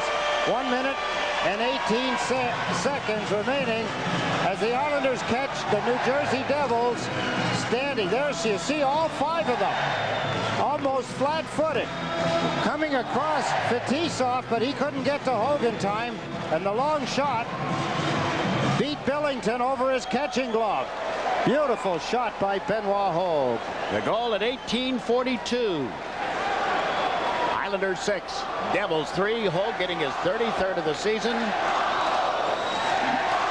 3 goals in the span of 1 minute and 31 seconds. And Brian Mullen tries to get the puck out and does. We're into the final minute of play of the second period. Back on it is Scott Stevens. Up to Nichols. His pass picked off by Mullen. He feeds Green. Backhands it around Niedermeyer. Billington goes out of the net to cut it off. In comes Delgarno. He got met by Nichols, and now Scott Stevens gives it to Niedermeyer. Up to Richer. Richer looks to the right. He had McLean flying down the right side, but Fitzpatrick out to handle the dump in. Around to Delgarno, and he's backed it off Stevens at center ice. Niedermeyer goes back for New Jersey. Puck tipped at center, on into the Islander zone. It'll be tracked down by Dennis Vasky. Now chatting, Benoit Hogue. Vasky plays it up the left wing boards into the New Jersey zone. Will get a nicing against the Islanders. Clock stopped with 6.3 seconds remaining in the period. Flatley and Ferraro assisted on the goal by Hogue. I get you right there, Herb. Wow. Can't figure out what's going on. Doesn't matter what goaltender he gets in there. The Islanders are finding the right spots with the right shots. The Islander end of the bench. Things a little calmer now. No, just looking at Herb, there's another game, an entire different game going on inside of him. Not the game plan that was in his head, not what he had designed for this game at all. His team fell behind at the 4:11 mark of the first period. Just before the 6-minute mark, they were down 2-0, trailed 3-0 at the end of the first, got behind 5-1, and pulled themselves into it at 5-3. Now it is 6-3. Face off in the Islander end of the ice. Benoit Hogue against Peter Stastny. Stastny pulled the puck back. Holik shot it off Loisel. It's held at the line. Driver over to Holik. He lets it go, but the horn beats everybody. Still tried to put it into the goal mouth, and you see the way the Islanders react to Tommy Abilene. Really was a harmless little bunt at the puck at the side of the net, but the Islanders said, the game, the period at least, was over at that point. Oh, this to the emotions of the two teams. We've still got something going. We've got Guerin and Rich Pilon. Guerin's trying his best to get Pilon to drop his gloves and stick first and get thrown out of the game. I would call that a compliment if I was Rich Pilon. Flatley now telling Guerin, why don't you go to the dressing room and take a cold shower, kid. The Devils are out shooting the Islanders in the game by 2, but not leading where it counts the most. On the scoreboard after 2 periods, your score, the New York Islanders 6, the New Jersey Devils 3. We'll be back with the recap right after these words. Now when you flip the Nassau Coliseum box office and all Ticketmaster locations. You guessed it. Now it's time for the MCS Canon Teamwork Moment. It's brought to you by the team of Canon Technology and MCS Service. One is a great reason to buy the other. Well, let's take a look at this teamwork moment that Steve Thomas is going to provide the goal. Watch here. Just stop it there. Thank you. Coming off the bench, Steve Thomas. The puck is down here. You say, wait a minute, how's this going to work out? We're going to include Al Arbor for sending him out. The puck is down here behind the net, right by the goal judge. Let's see what happens. As Thomas comes off the bench, he's going to come right into the front of the net. Holding the puck, Benoit Hogue. Here comes Thomas. Everybody facing him. Now, there's Thomas partially covered. Standing in front of the net is Kasatonov. He's going to work his way to that point. Benoit Hogue's going to flip the puck right into here, and he's going to finish it off with the teamwork moment. There's the puck coming out. Bang! One quick slap of the puck. Steve Thomas hammers it into the net. That was his second goal of the hockey game, and the Islanders regained a 3-goal lead. An MCS Cannon teamwork moment. Set now for the third period, and there are the numbers. The Devils not winning a game this season when trailing going to the third period. The Islanders have had problems holding a lead in the third period 8 times. The opponents have come back to beat them. Claude Loisel drew a roughing penalty at the 20-minute mark of period 2, so New Jersey is on the power play for the second time tonight. They're out shooting the Islanders, as you know, through 2 periods, but haven't been able to outscore them. The Islanders killing it off with Flatley and Mullen up front. Vasky and Malikoff in defense. Nichols across the line to Richer. Shoots. Fitzpatrick to save. And another one off Nichols. Then Stevens moves in. Nichols colliding with Fitzpatrick. The net was bumped a little but didn't come off the Marsh pegs. Puck tied up now on the boards. Came loose. Richer and Malikoff there. It's in and out of Malikoff's skates. Onto the stick of Peter Stastny. Stastny at the top of the circle. Sets up Niedermeyer. Back to Stastny. In around the boards to Stevens. Stevens cartwheeled it out in front. Mullen knocked it out of the air and slams it down the ice. Beautiful play by Brian Mullen. Not only a timely goal in the second period, but a beautiful play there as a penalty killer. Bernie Nichols' pass, a hard one, has knocked Richer to the ice. Richer limping as he tries to stay in the play. Now thinks better of it and heads for the Devils bench. Scott Niedermeyer dumps it in. Benoit Holt trying to get it out, gave it to Fitzgerald, and the Devils have to chase it again. Twice in this hockey game now, Richer's gone to the bench in pain. Bernie Nichols from back of the net. There's the time remaining in this Devils power play. Nichols through center ice. Dumps it in. Patrick out of the net. Played it away from Pilon. Up along the glass. On to Hogue. Benoit Hogue has Tommy Fitzgerald with him. Lemieux catches up to Hogue, who cuts to the right side. Around Nichols. Cuts in. Shoots. Nice stop by Billington holding the left side. This is Seaback.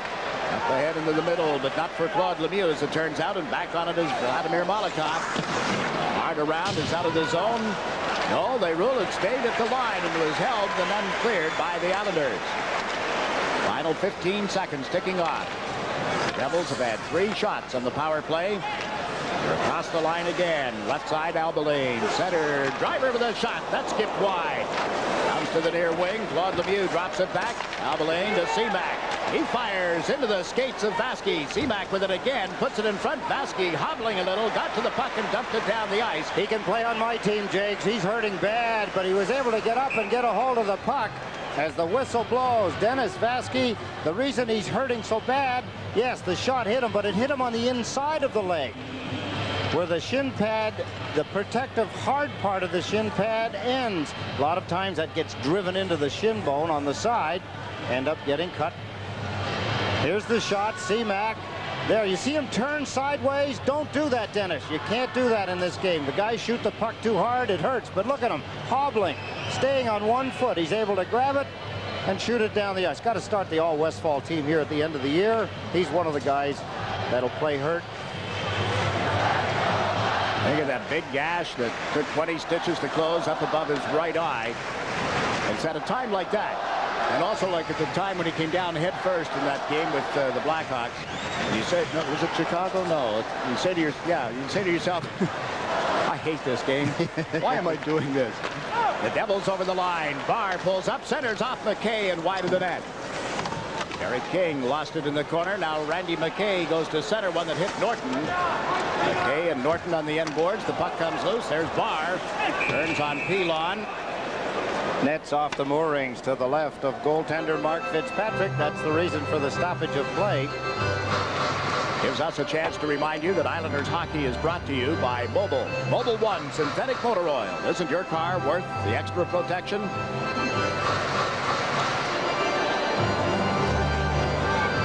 Again, I remind you that the winner of this game tonight will finish third in the Patrick Division and will face the Washington Caps. Caps with home ice advantage. Series opens on Sunday evening at 7 at Landover, Maryland. The loser of tonight's game will finish fourth in the Patrick Division and face the defending Stanley Cup champion Pittsburgh Penguins. That series opens Sunday afternoon at 1 o'clock at the Civic Arena in Pittsburgh. The game to be televised Sunday afternoon at 1 on ABC.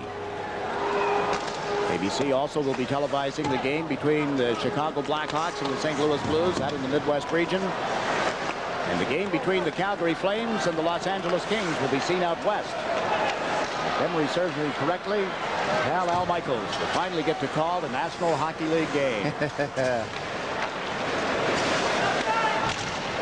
wonder when the last time he did a hockey game. Must have been Olympic time.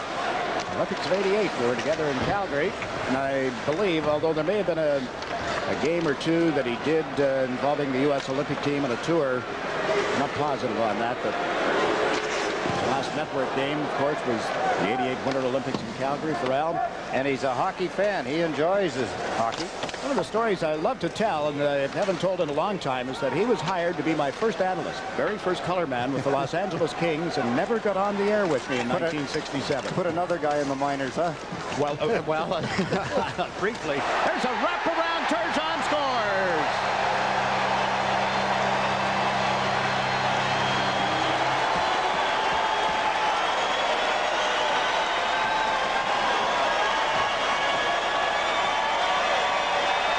The Islanders are crawling all over the New Jersey Devils. Turgeon comes in, grabs the loose puck. He steals it away from Bobby Halik, one of the 20-goal scorers for the New Jersey Devils this year, but Halik gets his pockets picked. There he is, number 16. He thought he was in the clear, but the quickness, the balance. Beautiful play by Pierre Turgeon. His second goal of the hockey game, number 57, and the Islanders have a 4-goal lead. Running it up here at the 3:45 mark. Still lots of time in this third period, but now a 4-goal lead for the New York Islanders. Norton and Pilon in defense. Ferraro, Hogue, and Flatley up front. Nichols is out for New Jersey, along with John McLean and Stefan Richer. Flatley on right wing. Out of the zone to Hogue. Ferraro jumps up on the play, trying to make it 2-on-1. Scott Stevens tripped Ferraro, and there'll be a penalty against New Jersey. An Islander power play coming up right after this.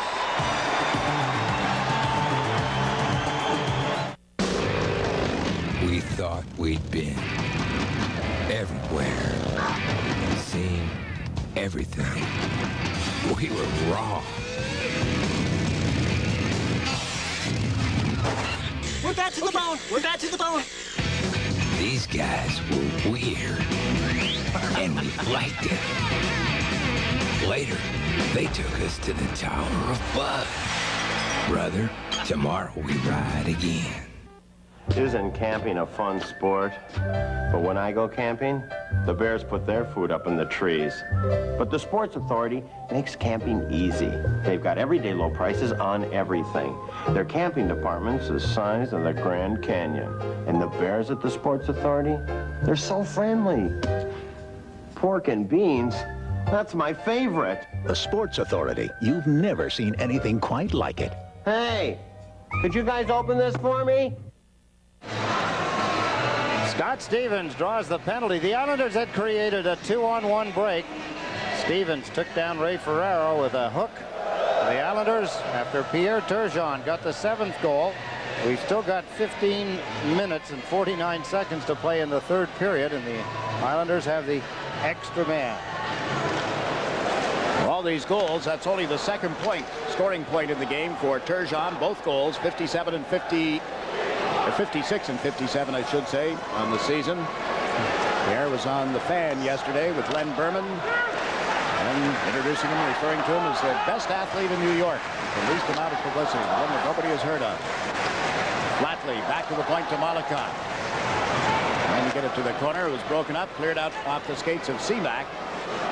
So Tom Curvers goes back. Curvers takes a look. Decides to carry it up ice.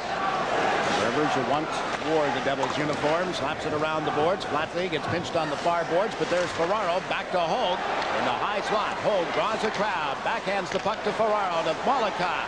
Back to Hogue, walks in, shoots just wide. Mollicott holds it at the right point, then left it on the boards, and the Devils clear the zone. Now a minute remaining in this penalty to Scott Stevens. Islanders 7, Devils 5. Rivers from back of the net. Goes to the right side. This is Jeff Norton through center ice and on into the New Jersey end. Niedermeyer slowed up a little, seemed to stumble as he turned to chase Norton. Now Norton runs into referee Van Helleman, and the Devils come up 3-on-1. Barr on the left side. Looks to Niedermeyer. There's the pass, but King knocked it away. Barry King got checked, however. Norton picks it up behind the Islanders' net. Half a minute to go in this power play for the Islanders.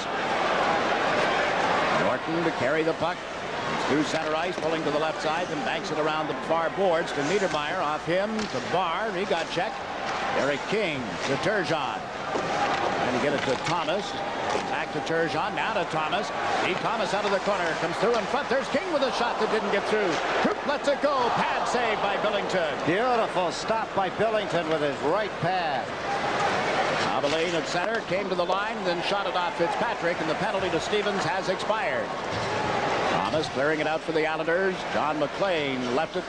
And at center ice, Nichols dumps it on into the Islanders zone. Each team had a shot on goal with that power play for the Islanders. A 7-3 lead favoring the New York Islanders with 13.5 minutes to play.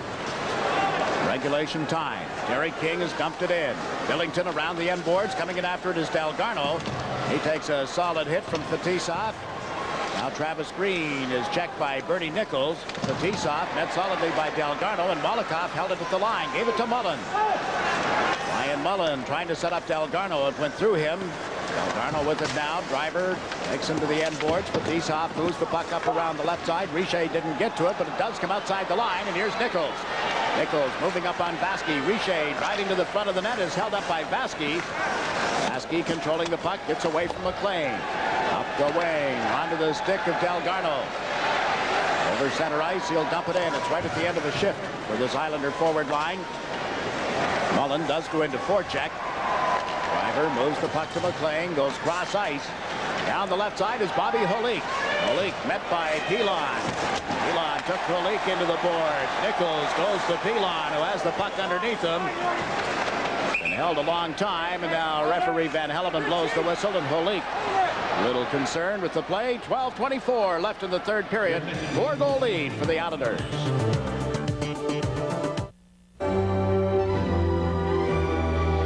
It doesn't matter how much money a bank has. Ask for a business loan, and you could hit a brick wall. One New Jersey bank, however, has the commitment and power to break down barriers for business. Who's out there today? Who'll be out there tomorrow? Making business loans? Who else but United Jersey, the fast-moving bank.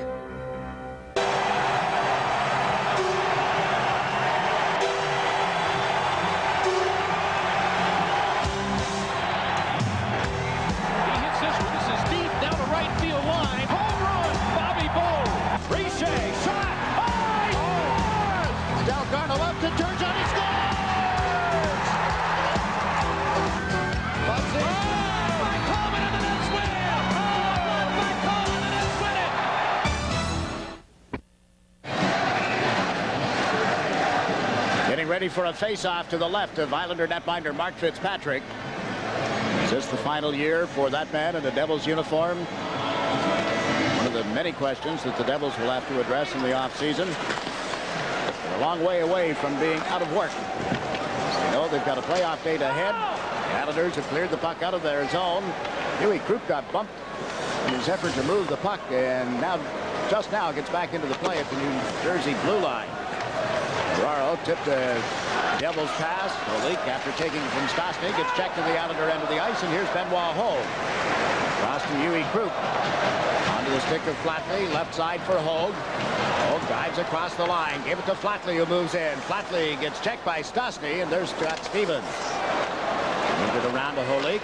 Cross ice pass to McKay. Two lines, offside against New Jersey. Hartford has now taken a 4-2 lead over the Philadelphia Flyers, and tomorrow night on Sports Channel, the New Jersey Nets travel to Washington to tip off against the Bullets. The Nets and the Bullets tomorrow night at 7:30. The Sharp Nets tip-off show begins at 7:15. It's all live and exclusive tomorrow night on Sports Channel. Amazing how the fans knew you were talking about the Nets and the Bullets. They were all enthused about that game also, Jiggs. Along with that, they announced that the Capitals had taken a 2-1 lead over the Rangers in the second period on a Kevin Hatcher goal.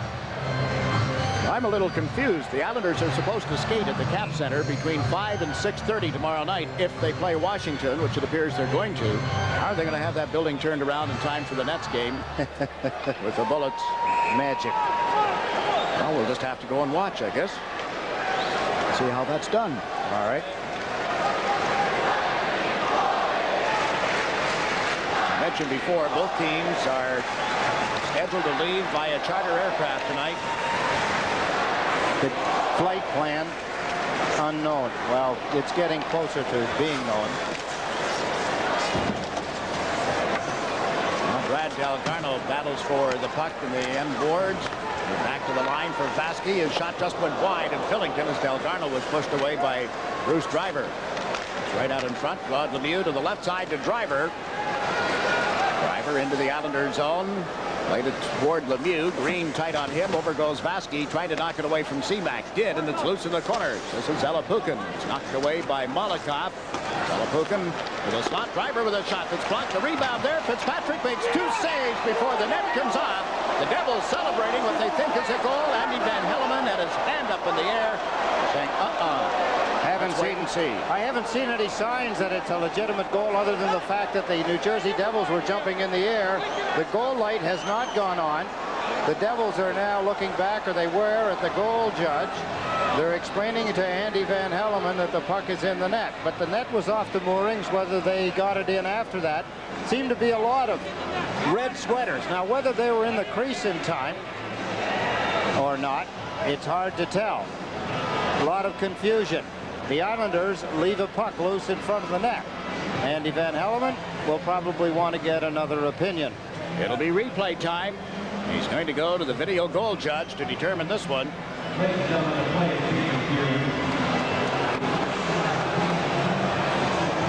Report now that I'm getting not so much on this goal as that the practice is at the Piney Orchards rink if the Islanders do indeed go to Washington. Well, I had seen said the Cap Center.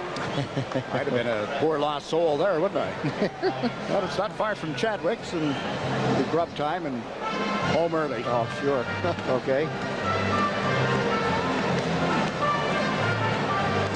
Watch the, you can actually see the puck in the air. There it goes up, up, up, up. Look at the bodies in there. Hits the crossbar, comes down, down, down, and from there, your guess is as good as mine. If you're looking at the 1, 2, 3 New Jersey Devils that are all in the crease, there it is, going up in the air, hits the goal, the crossbar, comes down, hits Mark Fitzpatrick, and I believe it probably does, with that motion going towards the net, end up in there, but I'm not sure that it'll be. You can see the goalpost on the far side is off the mooring, which I don't think Van Hellemond could see, but he's talking to the video replay judge, and between the two of them, they will make a determination. Watch now as the puck starts up into the air. There it is. You can see it now suspended, going over, hitting the crossbar, and it comes down and hits Mark Fitzpatrick. No goal is the determination of the video goal judge. Boy, that was close when you looked at that angle. You never really know what it is that's the determining factor. The goalpost on the far side came off. Now, whether or not they feel that that was knocked off before the puck went in the net and how it got knocked off is also important, but I would have to think that it wasn't in as far as the video replay judge was concerned. The other evening when the Islanders were in Hartford, I reported that Andy Van Hellemond had shaved at 5:30 that evening. He told me he didn't. He didn't shave until just before the game tonight. He got rid of the beard. That was not really a protest. Just thought he'd like to try it. And he's gone back to the phone. That's got to be bad for the Islanders. If he's going back to the telephone after calling it no goal, it could only be that it is a goal.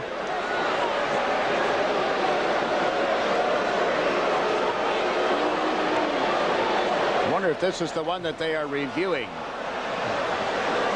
There's the goalpost going off. It's an Islander knocking it off. Maybe they're going to determine that an Islander knocked the net off, and if the puck went in the net, it would be then a legal goal. John Benini is the video replay judge. Now, if he's explaining it to Ray Ferraro, he must be going to allow the goal. Why else would he do that? Got me, but no announcement has been made, no indication given. It could only go against the Islanders. It was determined to be no goal at first. So the reason for being in this position could only be, there you see the motion of the hand, that it was an Islander that knocked the net off. And with the puck in the net, now they're determining who scored it. Lemieux possibly, but it's going to be a goal for the New Jersey Devils, which now changes it to 7-4. You see the smiles on the Jersey players' faces. Now you hear the crowd reaction to A different announcement than what they heard earlier. The goal has been awarded, and Andy Van Helleman is going over. The senior referee will explain to Al Arbor. Of course, the referee doesn't have the benefit of looking at the monitors. This is by goal judges, by off-ice officials assigned to review the videotape. I would have to believe that it was the Islander player being jolted into the goalpost, or however he got there, that knocked it off. If at first it didn't count. Watch the left shoulder of the goaltender. There's Lemieux as he flips the puck. It hits the crossbar. We know that. It's hard to pick out. Then it comes down and hits Mark Fitzpatrick. Here comes the Islander player as he falls, boom, into the goalpost. But I understand that the puck at this point, wherever it is, it's underneath him. It's behind him. It was in the net.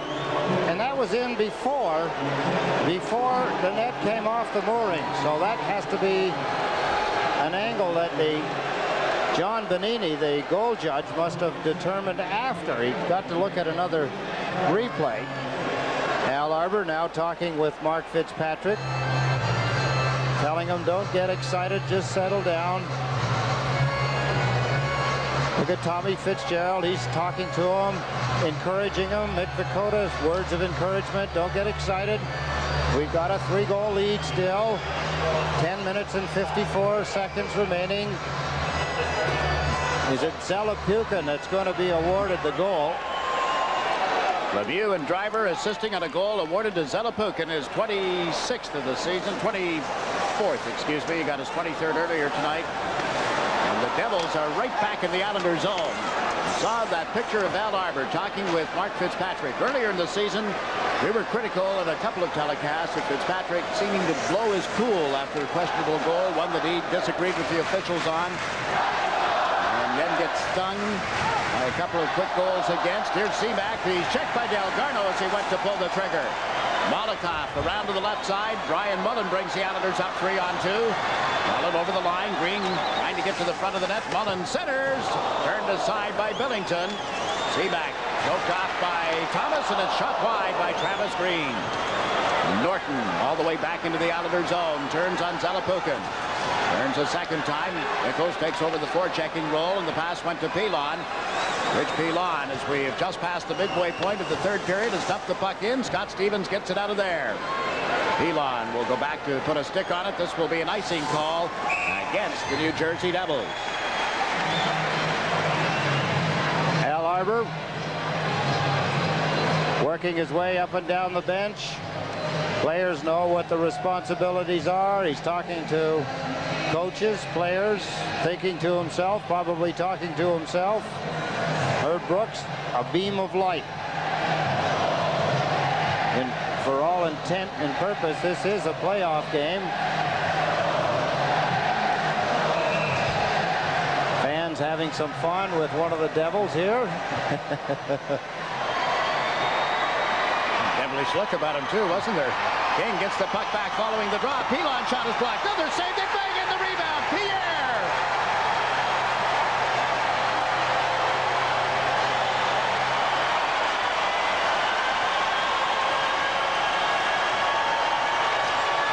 The ice littered now with hats and the giveaways at tonight's game for Fan Appreciation Night have hit the ice. And Turgeon has hit goal number 58. We'll be here a while. It's an 8-4 lead. Pretty tough to tie him up, Jiggs. He's not only a finesse player, but he's strong on his feet. How many times do you remember seeing him off his feet? There's Nichols, number 19. There's Turgeon as he turns. There's the pass. There's the rebound. And as he fights his way away from Bernie Nichols, he got Nichols on the outside. He got his body between Nichols and the puck and was able to guard the puck. There's the shot, a beauty by Pilon. Good stop by Billington. The rebound, and then off his own rebound, Pierre Turgeon has tucked it in. 9.5 minutes remaining. The Devils are going to the dressing room. I guess they figure it's going to take a long time to clean this place up. But his third goal of the hockey game, 58th of the season, and the Islanders are back in control with a 4-goal lead. Not to be overly critical of any public relations staff, but having been in that area from time to time, I've never understood why in hockey and baseball and many of the sports where a giveaway item is handed out before a game, why they don't expect it to come out on the playing field at one or another time. These things should be given away as fans leave the building, or a merchandise item where fans pick them up at the store, the sponsor store, create the store traffic. This just boggles my mind to think that something like this could happen. And now both teams are going to their dressing rooms, and we'll have to delay. And you know that the fans are going to continue to throw tonight's mug out on the ice. And we will take a break here with 8 minutes and 9:39 rather remaining in the third period, and the Islanders leading 8-4. Washington, here they come.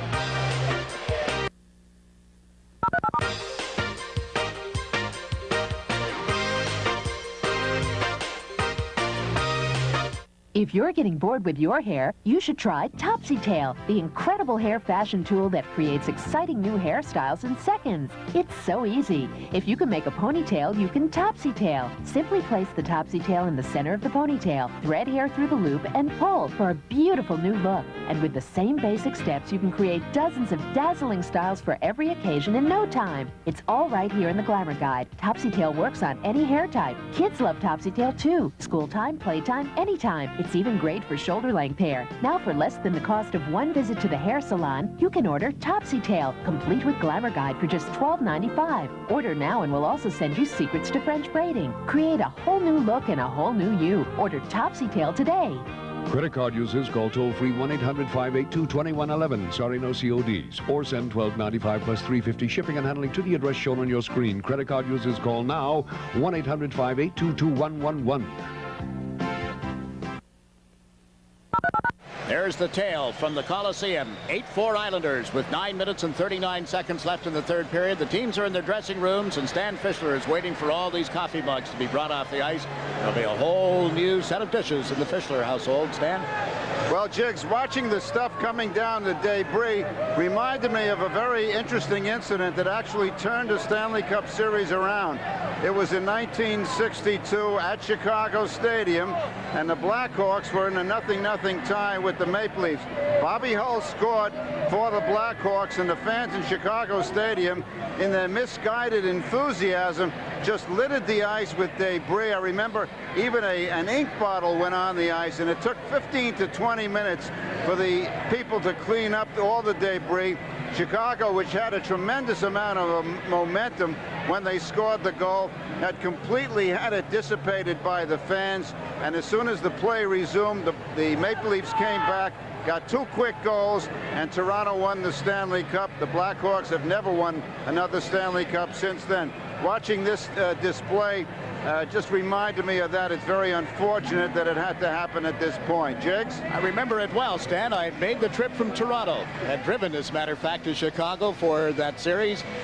Had promised an uncle of my bride-to-be at that time that if his Maple Leafs got into the playoffs, we would go to Chicago. We did, and you're right. The delay was something that just took the Blackhawks right out of the game. Remember the ink tonight, it wasn't me that threw it, nor did any of us throw this debris on the ice, but those who came to the game tonight were given a premium fan appreciation night and responding both to the 8-4 lead, but more in particular to Pierre Turgeon's 4th hat trick of the season.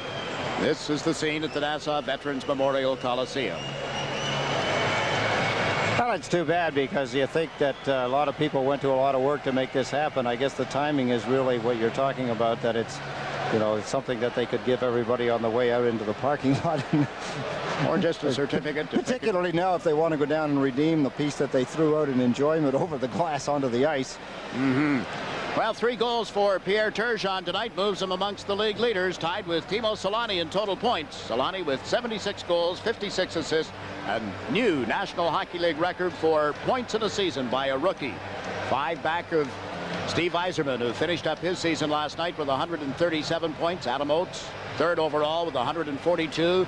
Pat LaFontaine As the Sabres cooled off, LaFontaine ends up 12 points behind Mario Lemieux. 69 goals, 91 assists for the league's best. Well, now we look ahead to the weekend, although it's still premature perhaps with 9.5 minutes to play in the third period, but it appears the Islanders will match up with the Caps and the Penguins will host the New Jersey Devils. Some thoughts on the matchups in the weekend ahead? Here's Stan. Well, Jiggs, I think right now the Islanders have one thing going for them, and that is your old friend momentum.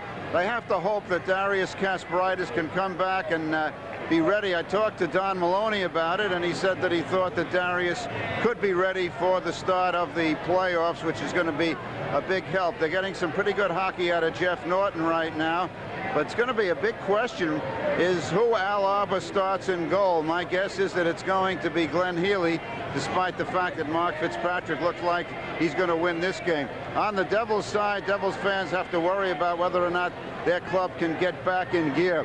One thing that the Devils have is a solid defense in name, but it's really crumbled tonight. And one of the guys who I felt really has let New Jersey down is Kasatonov. He was the guy who was the culprit on that play when Slava Fetisov was left alone on that 2-on-1. It looks to me that Kasatonov is going to be in Herb Brooks' doghouse. That means Tommy Alberline is going to be the man. But what's going to be in goal, I don't know. He's going to have to pick between Terreri and Billington. But I go back to what I said at the beginning. John McClain, key guy. Bernie Nichols, key guy. They haven't got it together. They better do it in a hurry because time is going to be running out. Jiggs? Yeah, there isn't a whole lot of time, what with a snow delay and sleepy time here at the Coliseum for that young fan. But with the games that were rescheduled tonight, it backs up the schedule in this division. And you look down the road a little bit too, Ed, with the situation that faces the team that draws Pittsburgh. They know that games 4 and 5 will be back-to-back in order to accommodate national television. Game 4 will be next Sunday. At this time, it appears to be at the Meadowlands Arena.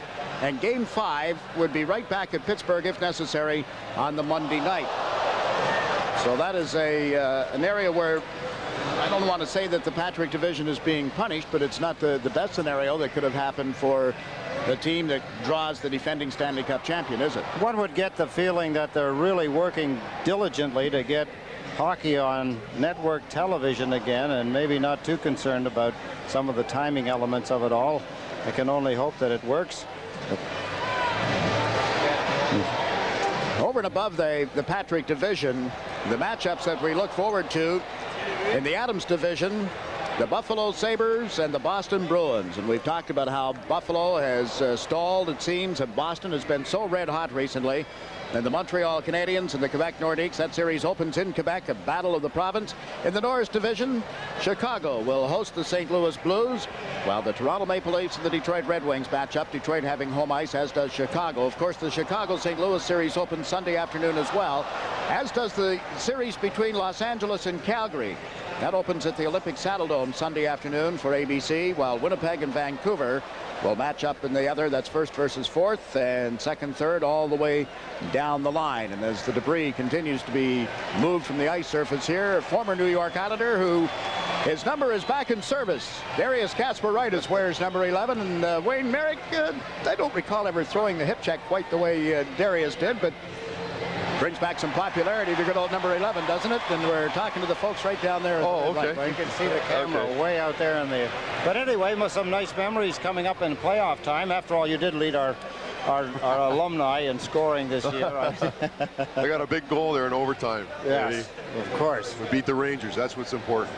Tell us some of the thoughts you had about this hockey game leading up to it and enjoying it.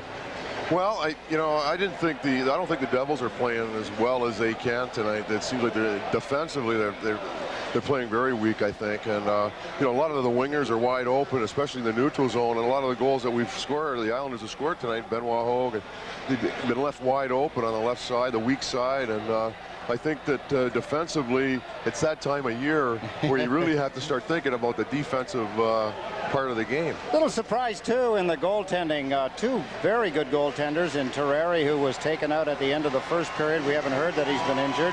The Islanders got 3 goals, but Some of the goals that seem to get in behind these two guys aren't the kinds of goals that you'd expect to see scored in this kind of a game or any NHL game. Yeah, definitely, Eddie. These guys are two pretty good top-notch goaltenders.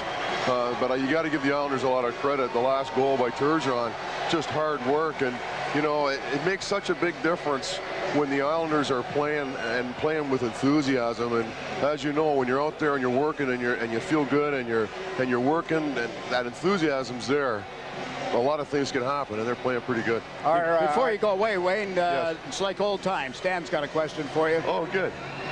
Hi, Stan. Wayne, what I would like to know is if you're Al Arbor, who are you going to start in goal in the playoffs? What's the starting goalie? Boy, that's a tough one. I know it's tough, but give me an answer. All right. I think you should go with Mark Fitzpatrick. I like the way he's playing tonight, and give him a shot in the first game.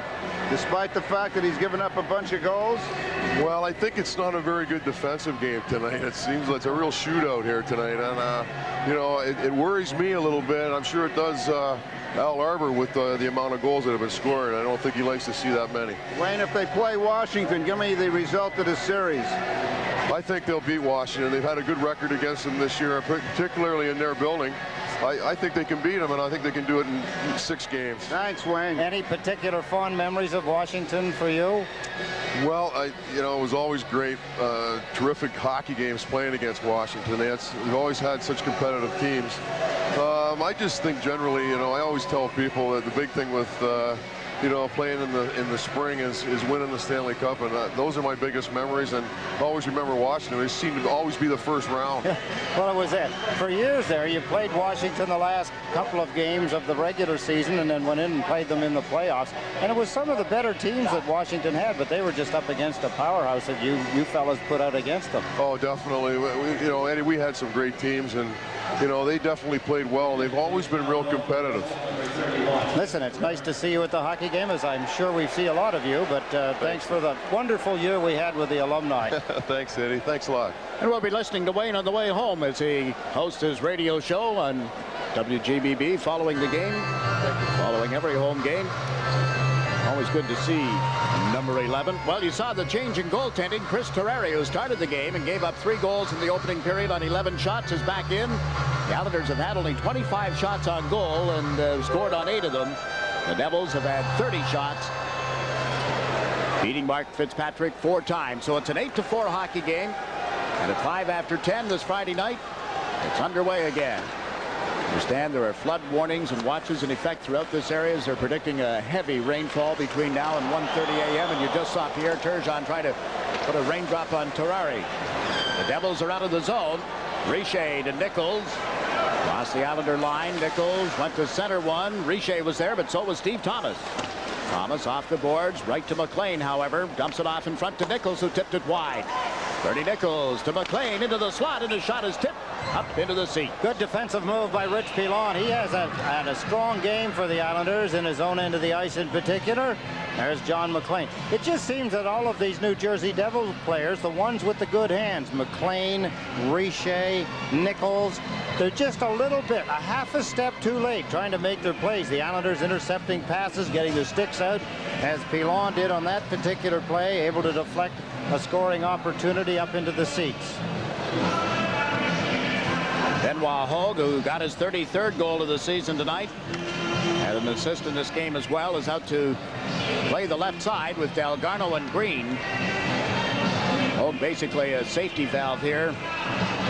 Should Green be waved out of the face-off circle, it would be Hogue's assignment. So he's the extra center at the moment. Seaback wins the draw. Driver from the blue line, shot it off the stick, and that goes out of play.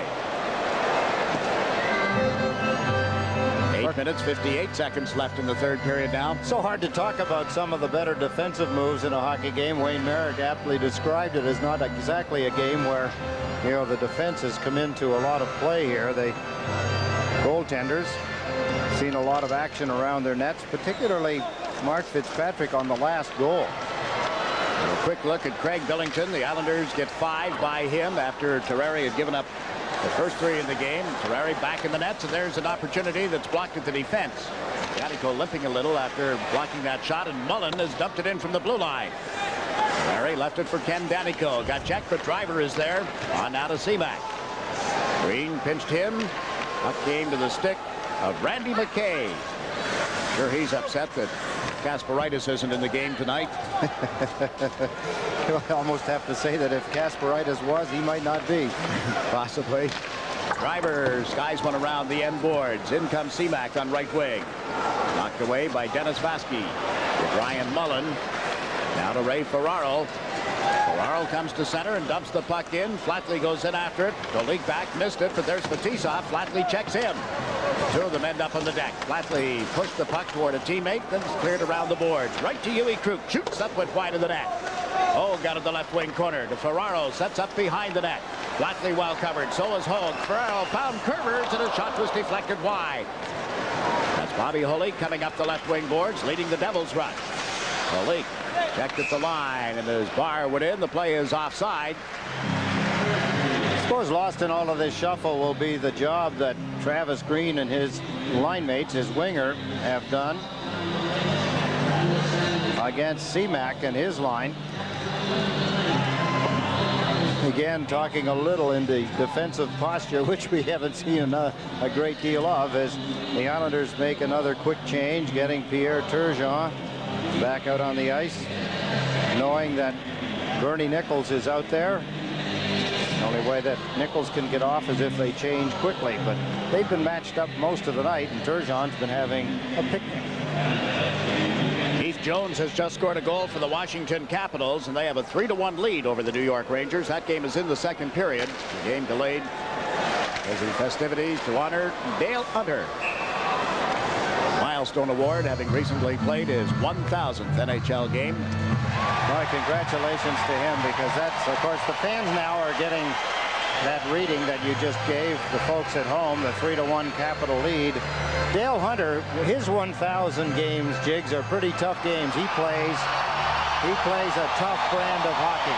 Played his 1,000th just the way he played his first game. Just that snarly, that tough, miserable. Tough to play against. You got to love him if he's on your team. Elon knocked the puck out of the air. Norton cleared it out. Fetisov waits and shoots it right back in again. Mark Fitzpatrick in the exchange here with Rich Pilon, who comes from back in the net. Played it away from Richer to Thomas and across to King. Eric King banks it off the boards to Turgeon. Into the middle for Steve Thomas. Thomas unable to control it. Now he's got it on the stick. Looks to King, who'd moved up. Eric King, a backhander blocked by Terreri, and there's no further play. The puck lodged under Chris Terreri. And again, the line. Turgeon, King, Thomas, just toying. They look like they're having a great time. Terreri back in the nets after playing the first period and seeing the Islanders' first 3 goals scored on him. Takes that scoring opportunity away from Derek King. Steve Thomas has scored twice tonight. Turgeon has a hat trick. Is there time to get number 32? Another? Clock says 6 minutes, 51 seconds remaining in this third period. Near capacity crowd at the Nassau Coliseum, and the Islanders will be back here next Thursday and Saturday, it appears now, hosting the Washington Capitals games 3 and 4 of the division semifinal. Malakoff poked the puck outside the line. The Devils shoot it right back in. This is Vasky. Dennis Vasky played it away from Lemieux to Brian Mullen. He had a big goal in this game tonight, but now Niedermeyer, who has scored for the Devils, gives it to Zelepukin. He's got a chance for a 3-goal game. To Niedermeyer, and his pass and return went behind Zelepukin. The Devils get to it. Long shot from the point, skipped wide as Seamack fired that. This is Delgarno. The center ice up ahead to Green, and he is offside at the New Jersey blue line. Well, the Islanders are taking chances now, just trying to get something else as far as the goal is concerned. You could see Travis Green begging for the puck from Brad Delgarno. Matter of just playing out the clock, I suppose. 6 minutes and 17 seconds remaining in the third period. The Islanders still have a 4-goal lead. Now Zelepukin doesn't have 2 goals in the game. They've just changed the goal to Reed Seamack from Lemieux and Driver. That was the one that they went to the video replay on at 9:06 of this third period. Zelepukin is out of that picture entirely.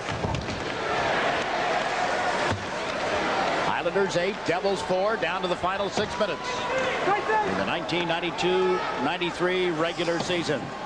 Terreri around the boards. Driver clears the zone. Back comes Curvers. Played it away from McKay to Loisel. Loisel with Fitzgerald and Vakotas. We watch Bruce Driver drop it off for Ken Danico. Up off the boards. McKay was checked by Vakota. Loisel and Danico turning on him. Now round to Driver up the far side to Abilene, and he just clears it out towards center ice. Rich Pilon will get a stick on it. Gave it to Jeff Norton. On the boards to Vakota, goes cross ice. Loisel chases it into the center ice area. Played it around Danico, and that forces Terreri out of the net. Both Devils skated away from it. That kind of a night, I suppose. Nobody talking to the other person. Barr went back, picked up the puck. Van Holik at center, and he's put it in the far corner. Rich Pilon back on it now. Pilon dumps it out. A couple of Devils bumped together. Flatley knocks Casatona's pass out of the air, gave it to Ray Ferraro. Ferraro centers one off the side of the net. Flatley goes for it. Patrick Flatley able to step out of the corner, comes back toward the blue line. Flatley weaving through traffic. Now Malakoff gets a stick on the puck. Into Ferraro, but Fetisov stepped in front of him and worked it on to Guerin.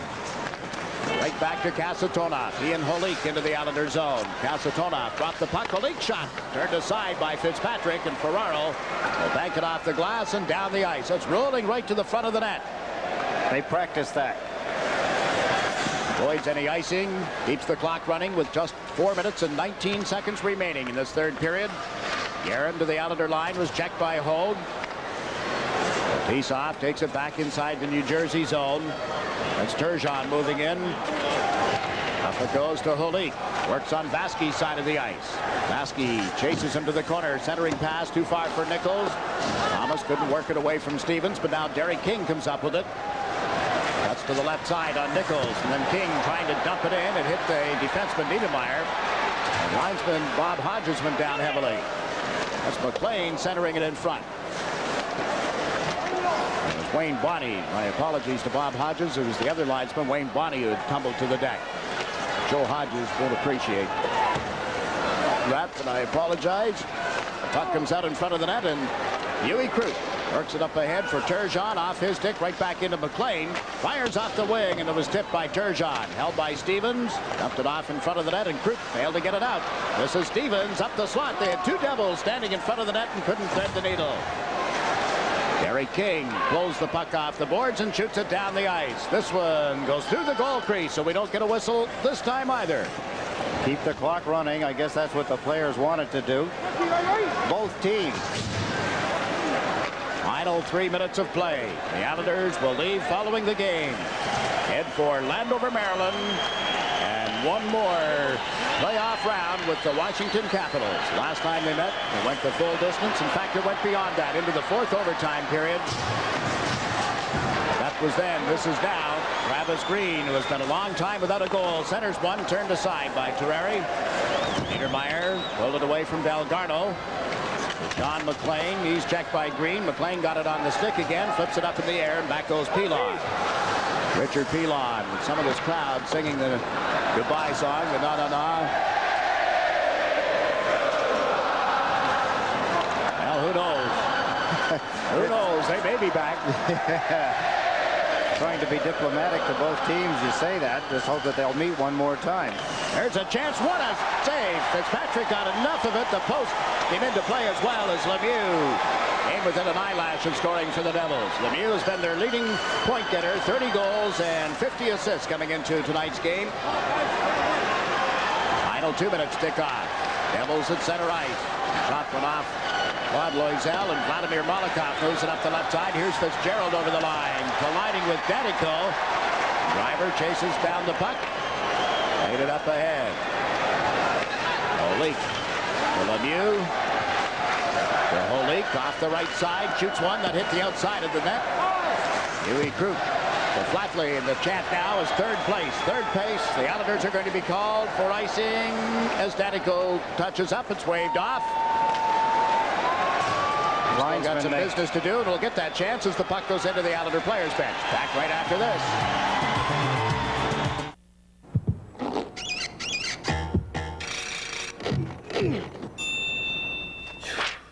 Hey, I used to look like you, but the latest equipment, personal trainer, make you more of a man. See, I had a brother that used to flick me, be right here, ouch, you know. And anyway, we have a free trial offer. We got a deal. The 9X Yellow Pages. It's surprising what the ads can tell you. This book I could rip in half. It's Toyota's annual awards. And here come the stars. How do you like the 93 Camry? Experts say it's the best car built in the U.S. Camry, I love this car, and I love making this movie. Gene, what do you think about Tri-State Toyota dealers being #1 again? Because you get so much. And I want to thank all my fans. And this month, Toyota fans will find Camry more affordable with no down payment and no payment for 90 days. See all the award-winning deals at your Toyota dealer. There is an ovation going on at the Nassau Coliseum as we're into the final minute of play. The Islanders leading the Devils 8-4.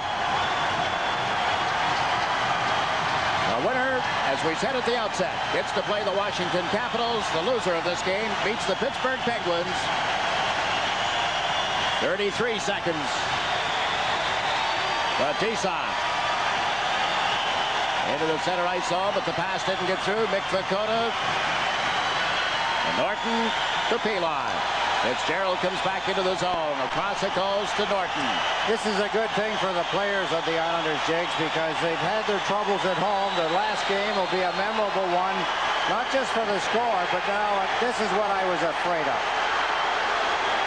Mick Vakota and Randy McKay just couldn't get out of here without this. 6.1 tenths of a second left. This will be the 19th victory on home ice this season, 20th overall when you count or factor in the neutral site game. You know, I keep thinking that if this is part of hockey, why don't they keep the clock running? Food for thought. 2 takedowns for Vakota. Rope him up. And let's get the judge's report and get out of here. Yeah, this is exactly what this game didn't need. Vakota already had a 10-minute misconduct earlier tonight. He's shaken up a little bit, as you see. Favoring his left hand and those congratulations from his teammates. Randy McKay saluted by his teammates naturally as he heads off the ice.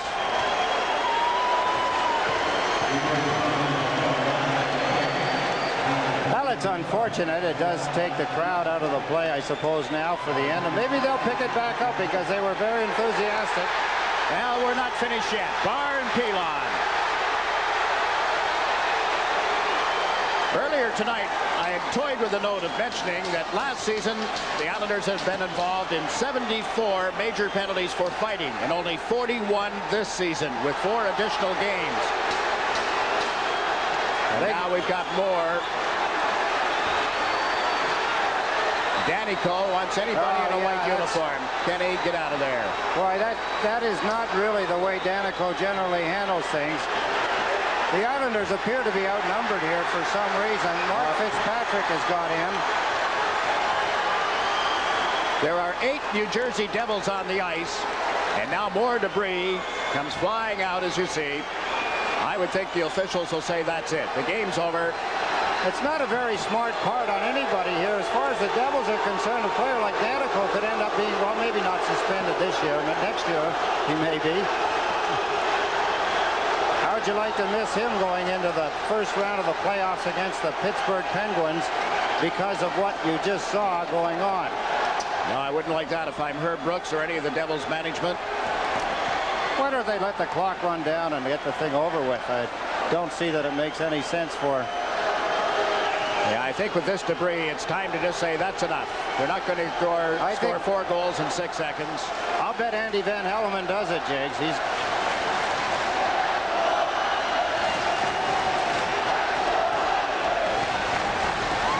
It gets the fans and everybody going. I think Van Hellemond is now going over to talk to Herb Brooks and say, do you have any objections? Drop the puck. I think that's what he's going to do. Van Hellemond is trying to get, he'll just tell the players not to move too far and step on anything and get injured. So just drop the puck and start the clock. Wise move. You see The linesman, Bob Hodges, saying here, right, get the clock ready to start there. The puck's dropped. There goes the clock. Smart move. A yay for referee Andy Van Hellemond and his officiating staff. The Islanders come pouring off the bench, waving their sticks, saluting the crowd, saluting Mark Fitzpatrick as well. It'll be the Islanders and the Capitals, official now. Opening Sunday night at 7. We'll have it for you on Sports Channel every game. The Islanders and the Capitals here on Sports Channel. Sunday night at 7. Tuesday night at 7:30. Back here at home on Thursday and Saturday of next week. Here's the dates now. The Islanders and the Capitals series. Sunday night on Sports Channel. Tuesday night on Sports Channel America. And on Tuesday night in Sports Channel, the Devils game 2 of their series with the Pittsburgh Penguins. That's on Sports Channel Tuesday night. The Islanders on Sports Channel America, subject to league restrictions, as you see, and check the listings in your area. But the matchups took us all the way through to game 84 before they were determined. And really, the Islanders determined it early tonight. They got a 3-0 lead in the first period and go on to an 8-4 win. And the Islanders, with an identical record of 40 wins, 37 losses, and 7 ties with New Jersey. So the tiebreaker comes into play. While the record on the regular season is even, the tiebreaker is decided by the head-to-head confrontations, throwing out the extra game, which was played at New Jersey in the first game. Devils won that. So the Islanders win the season series 5-1. The New York Islanders also win the Metro Mug with a record of 9 wins, 4 losses, and 1 tie in games head-to-head against the Devils and the Rangers. Devils 6-7-1. Rangers 4-8-2. The final tonight, the Islanders 8, the Devils 4. Back with more right after this.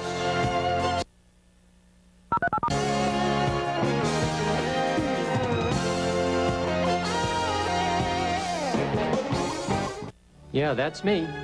And it still seems like a dream. But you don't have to be an Olympic marathoner to enjoy the benefits of running. Hi, I'm Frank Shorter from Runner's World magazine. Did you know that in as little as 20 minutes, 3 times a week, you can trim down, shape up, and have more energy than you ever thought possible? This free book shows you how. It's filled with super training tips for stronger and smoother running. And it's yours free, just for trying Runner's World. Every month, Runner's World tells you all about high-energy meals, training secrets, staying healthy, even buying the perfect running shoes. Call now for your no-risk trial subscription to Runner's World. You'll get 12 big issues for almost half off the cover price. Just 3 payments of $5.99. There's no obligation. If you're not completely satisfied, get back every penny you paid. And with your paid subscription, you'll receive the exclusive Runner's World training log. Call the toll-free number on your screen now. Breakthroughs in technology have made it possible for automotive designers to create for the driver one of the safest environments ever.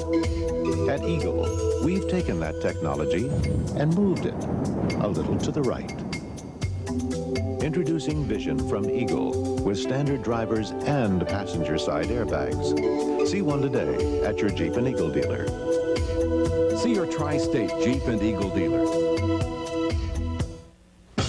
When push comes to shove, the Nets are hanging tough. The horn is up. Nothing. Nice move. Oh, pretty spin. 3 seconds. 2. 1 from mid-court.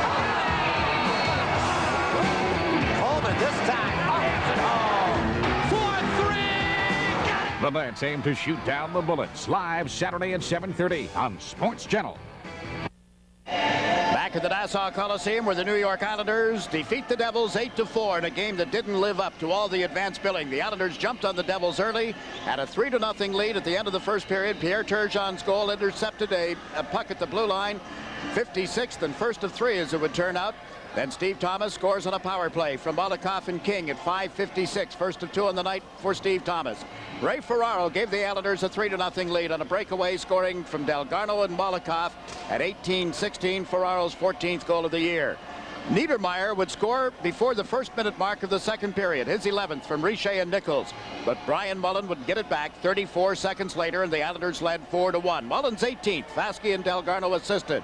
Then Steve Thomas with his 37th, from Hogue and Norton at 2:12, so 3 goals in a minute and 31 seconds. But then later in the period, 12 seconds apart, Zelapuk unassisted is 23rd, and Richer is 38th from Nichols and Danico, and all of a sudden it was a 5-3 hockey game. But up comes Benoit Hogue, his 33rd from Flatley and Ferraro at 18:42. The Islanders out of the second period with a 6-3 lead. They would make it 7-3 when Turgeon scored unassisted at 3:45, his second goal of the night and 57th of the year. Seamack credited with a goal that they had to go to the video replay on. Seamack from Lemieux and Driver at 9:06, but then Turgeon right back a minute and 15 seconds later, completing the hat trick. King and Pilon assist, and that set off the explosion. Debris on the ice, caps as well. A long delay as it was cleared up. Neither team scored after that. Terreri came back into play the balance of the third period, and here are your shot totals. 11-7 Islanders in the first. They're outshot in the second and third, and the Devils had 33 shots tonight to the Islanders 27. But the goaltending for the Devils didn't keep them in the hockey game, and they just could not stop Pierre Turgeon. Maybe Stan Fischler can. I can't stop this guy. I don't want to stop the guy. First of all, congratulations on a super game, but I felt that the key was that the Islanders jumped right on the Devils early, and Pierre got that first goal, and I thought that that really set the tone of the game. What were your feelings about the game? Yeah, I think, like you said, we scored the first goal, and we just built on that, and we had 3 goals ahead of them for a while, so it's kind of nice and good to have a few goals ahead, so you can't make the team go down a little bit more and think about, well, what are they going to do or whatever. So that was the key of the game. I think we scored 3 goals, and we're ahead of 3 goals all game, and there's the key there. Well, goal number 3 set off a thunder of hats and cups, and we're going to take a look at the goal. Tell me about the play. Well, I just put the face-off in the back, and I think Jeff Pilon just took a shot, and I just went around, kick it with my skate, and just pushed my sticks. Well, you're making it sound so easy. Actually, you had to use your strength. Your strength is an aspect of your game that isn't really given a lot of credit. Do you lift weights or anything? Yeah, I do during the summer, especially during winter. It's pretty tough to do it, but I don't do as much as Mick Vakora, that's for sure. And you have a strong lower body. Well, I try to work my legs almost every day and to keep it in shape, and work out good. Now, what was your reaction when all the cups and hats went flying on the ice? It's a good feeling. I mean, we didn't want to make the game wait and everything, but it is a good feeling, and make you realize that the fans appreciate what you do, and it's kind of nice. You know, I have hired a guy to watch you throughout the game, and his name is Eric Servitar, and he came up with an interesting observation. Tonight, on the first goal, you took a slap shot, and you almost never slapped the puck. That was the goal. Tell me about it. Was that unusual? Well, there's a guy coming right to me and lost the puck, so I took the puck and went on the side. And like you said, I never take slap shot. And in the same time, the puck was standing up, and I just give it a whack, and just turned out good. Just went in the net. And the second goal, you had to play tough to make it possible. Do you remember that one? Well, yeah, the guy was going from behind the net. I don't think he was expecting a guy from behind him, and I just lifted up sticks and came back from the other side of the post and put it between his legs. Super game, super season, and good luck in the playoffs. Jiggs? Thanks. Yeah, a lot of people are going to be watching Pierre Turgeon, Thomas, and King, how that line does, how the Islanders approach the series now with the Washington Capitals. Regular season numbers being what they are, so much of what the future demands and calls for comes out of playoff hockey. Something that could be significant too, Jiggs, is that we've talked about before with this Islander team whenever they've had a significant one line. But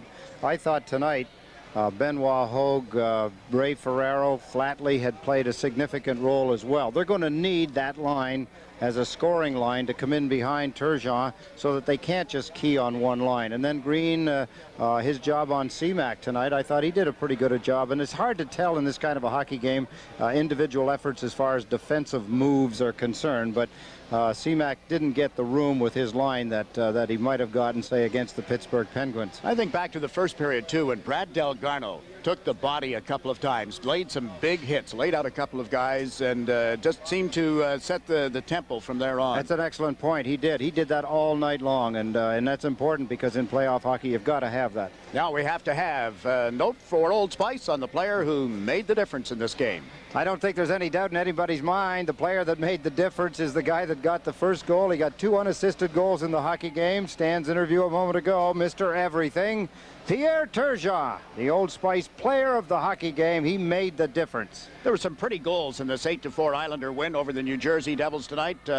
Any of those? Well, obviously, one of them's got to come up here as our Budweiser play of the game. It was a pretty goal, you're right, Jiggs, but it was a very important one, I thought, for the Islanders because they had just lost their 3-0 lead quickly at the beginning of the period. You'll remember Niedermeyer had scored 11 seconds into the third, or 41 seconds, excuse me, into the second period, and coming off of that, Brian Mullen pulled up in front of the net. There was the rebound, and he just off balance jammed a beautiful shot into the lower right-hand corner.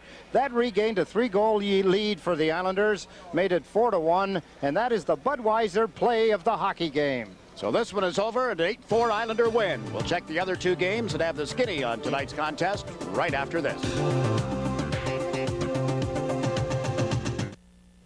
Isn't camping a fun sport? But when I go camping, the bears put their food up in the trees. But the Sports Authority makes camping easy. They've got everyday low prices on everything. Their camping department's the size of the Grand Canyon. And the bears at the Sports Authority, they're so friendly. Pork and beans, that's my favorite. The Sports Authority. You've never seen anything quite like it. Hey, could you guys open this for me? We drove an engine 200,000 grueling miles using Mobile One. Then we ripped it apart. What did we find? Nothing. Nothing. Virtually no engine wear. What kept these vital engine parts like new? This part. Advanced Formula Mobile One. It keeps your engine running like new.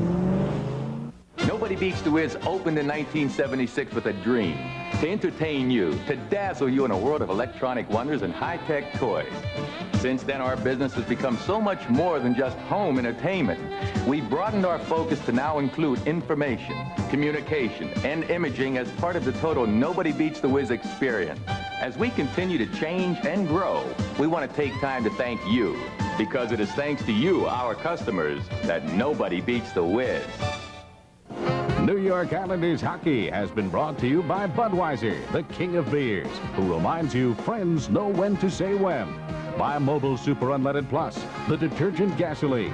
By Old Spice Antiperspirant. For great odor protection, now you've got proof, not promises. By Nobody Beats the Wiz Home Entertainment Centers. For everything in home electronics, music, and movies, Nobody Beats the Wiz. And by Snapple Natural Beverages, made from the best stuff on earth. 2 other games scheduled tonight in the NHL. One went to overtime, and there's about 19 seconds remaining in the other one for Nobody Beats the Wiz. Here is the update. The Philadelphia Flyers in overtime win their 8th consecutive game and will finish a game under 500 on the season. In overtime, Yushkevich got the goal. Baranek had a goal for Philadelphia tonight. Reiki is 53rd. A rookie by the name of Jason Bowen, who was the 15th pick overall in the 92 entry draft, also scored tonight. For Hartford, Nylander had 2, his 10th and 11th. Burt and Cron with the goals. And Philadelphia, in overtime, beats Hartford 5-4. Leonarduzzi, by the way, in the nets for the Whalers. Roussel for Philadelphia. The game in Washington is just about over, and the Caps have a 4-1 lead over the Rangers. Caps preparing for the Patrick Division playoffs. Hadn't beaten the Patrick Division team since New Year's Day. Ridley with his 26th. Hatcher, Jones, and Cote had the other goals for the Washington Caps. Adam Graves is 36th. The only goal tonight for the New York Rangers, and tomorrow the Rangers have a press conference at which they'll name, reportedly, Mike Keenan as the new head coach, the 25th man to coach the New York Rangers since their Stanley Cup win in 1940. Frank Boucher was the man who handled those duties. So you're up to date on the scoreboard. You know the Islanders won this 8-4 and now face the Washington Capitals. Some skinny, yes, talking points from this end of the season victory tonight. The Islanders won 4 of 5 previous playoff series against Washington, and they prepare for them. When you think back, the victory in overtime, the most dramatic perhaps ever between the Islanders and the Caps. And oh yes, there was another one. The Caps had a 3-1 lead, and the Islanders came back to win. The Devils lost only playoff series against the Penguins in 7 games, and a thrilling series that was in 1991. Their only other meeting with Pittsburgh. Pierre Turgeon, a note on him, the 3rd player in New York Islander history with 4 hat tricks in a season. The others, 19 Trottier, 22 Bossy. And the final tonight is the New York Islanders 8, the New Jersey Devils 4. Remember, Patrick Division playoff action on Sports Channel begins Sunday night at 7 when the Islanders take on the Washington Capitals. Tuesday, the Islanders are on Sports Channel America at 7:30 for Game 2 from Washington. Devils fans can see their team on Sports Channel Tuesday night at 7:30 from Pittsburgh when the Devils take on the Penguins in Game 2 of their series. Now for Ed Westfall and Stan Fischler, I'm Jiggs McDonald saying so long until Sunday, and thanks for watching New York Islanders hockey on Sports Channel.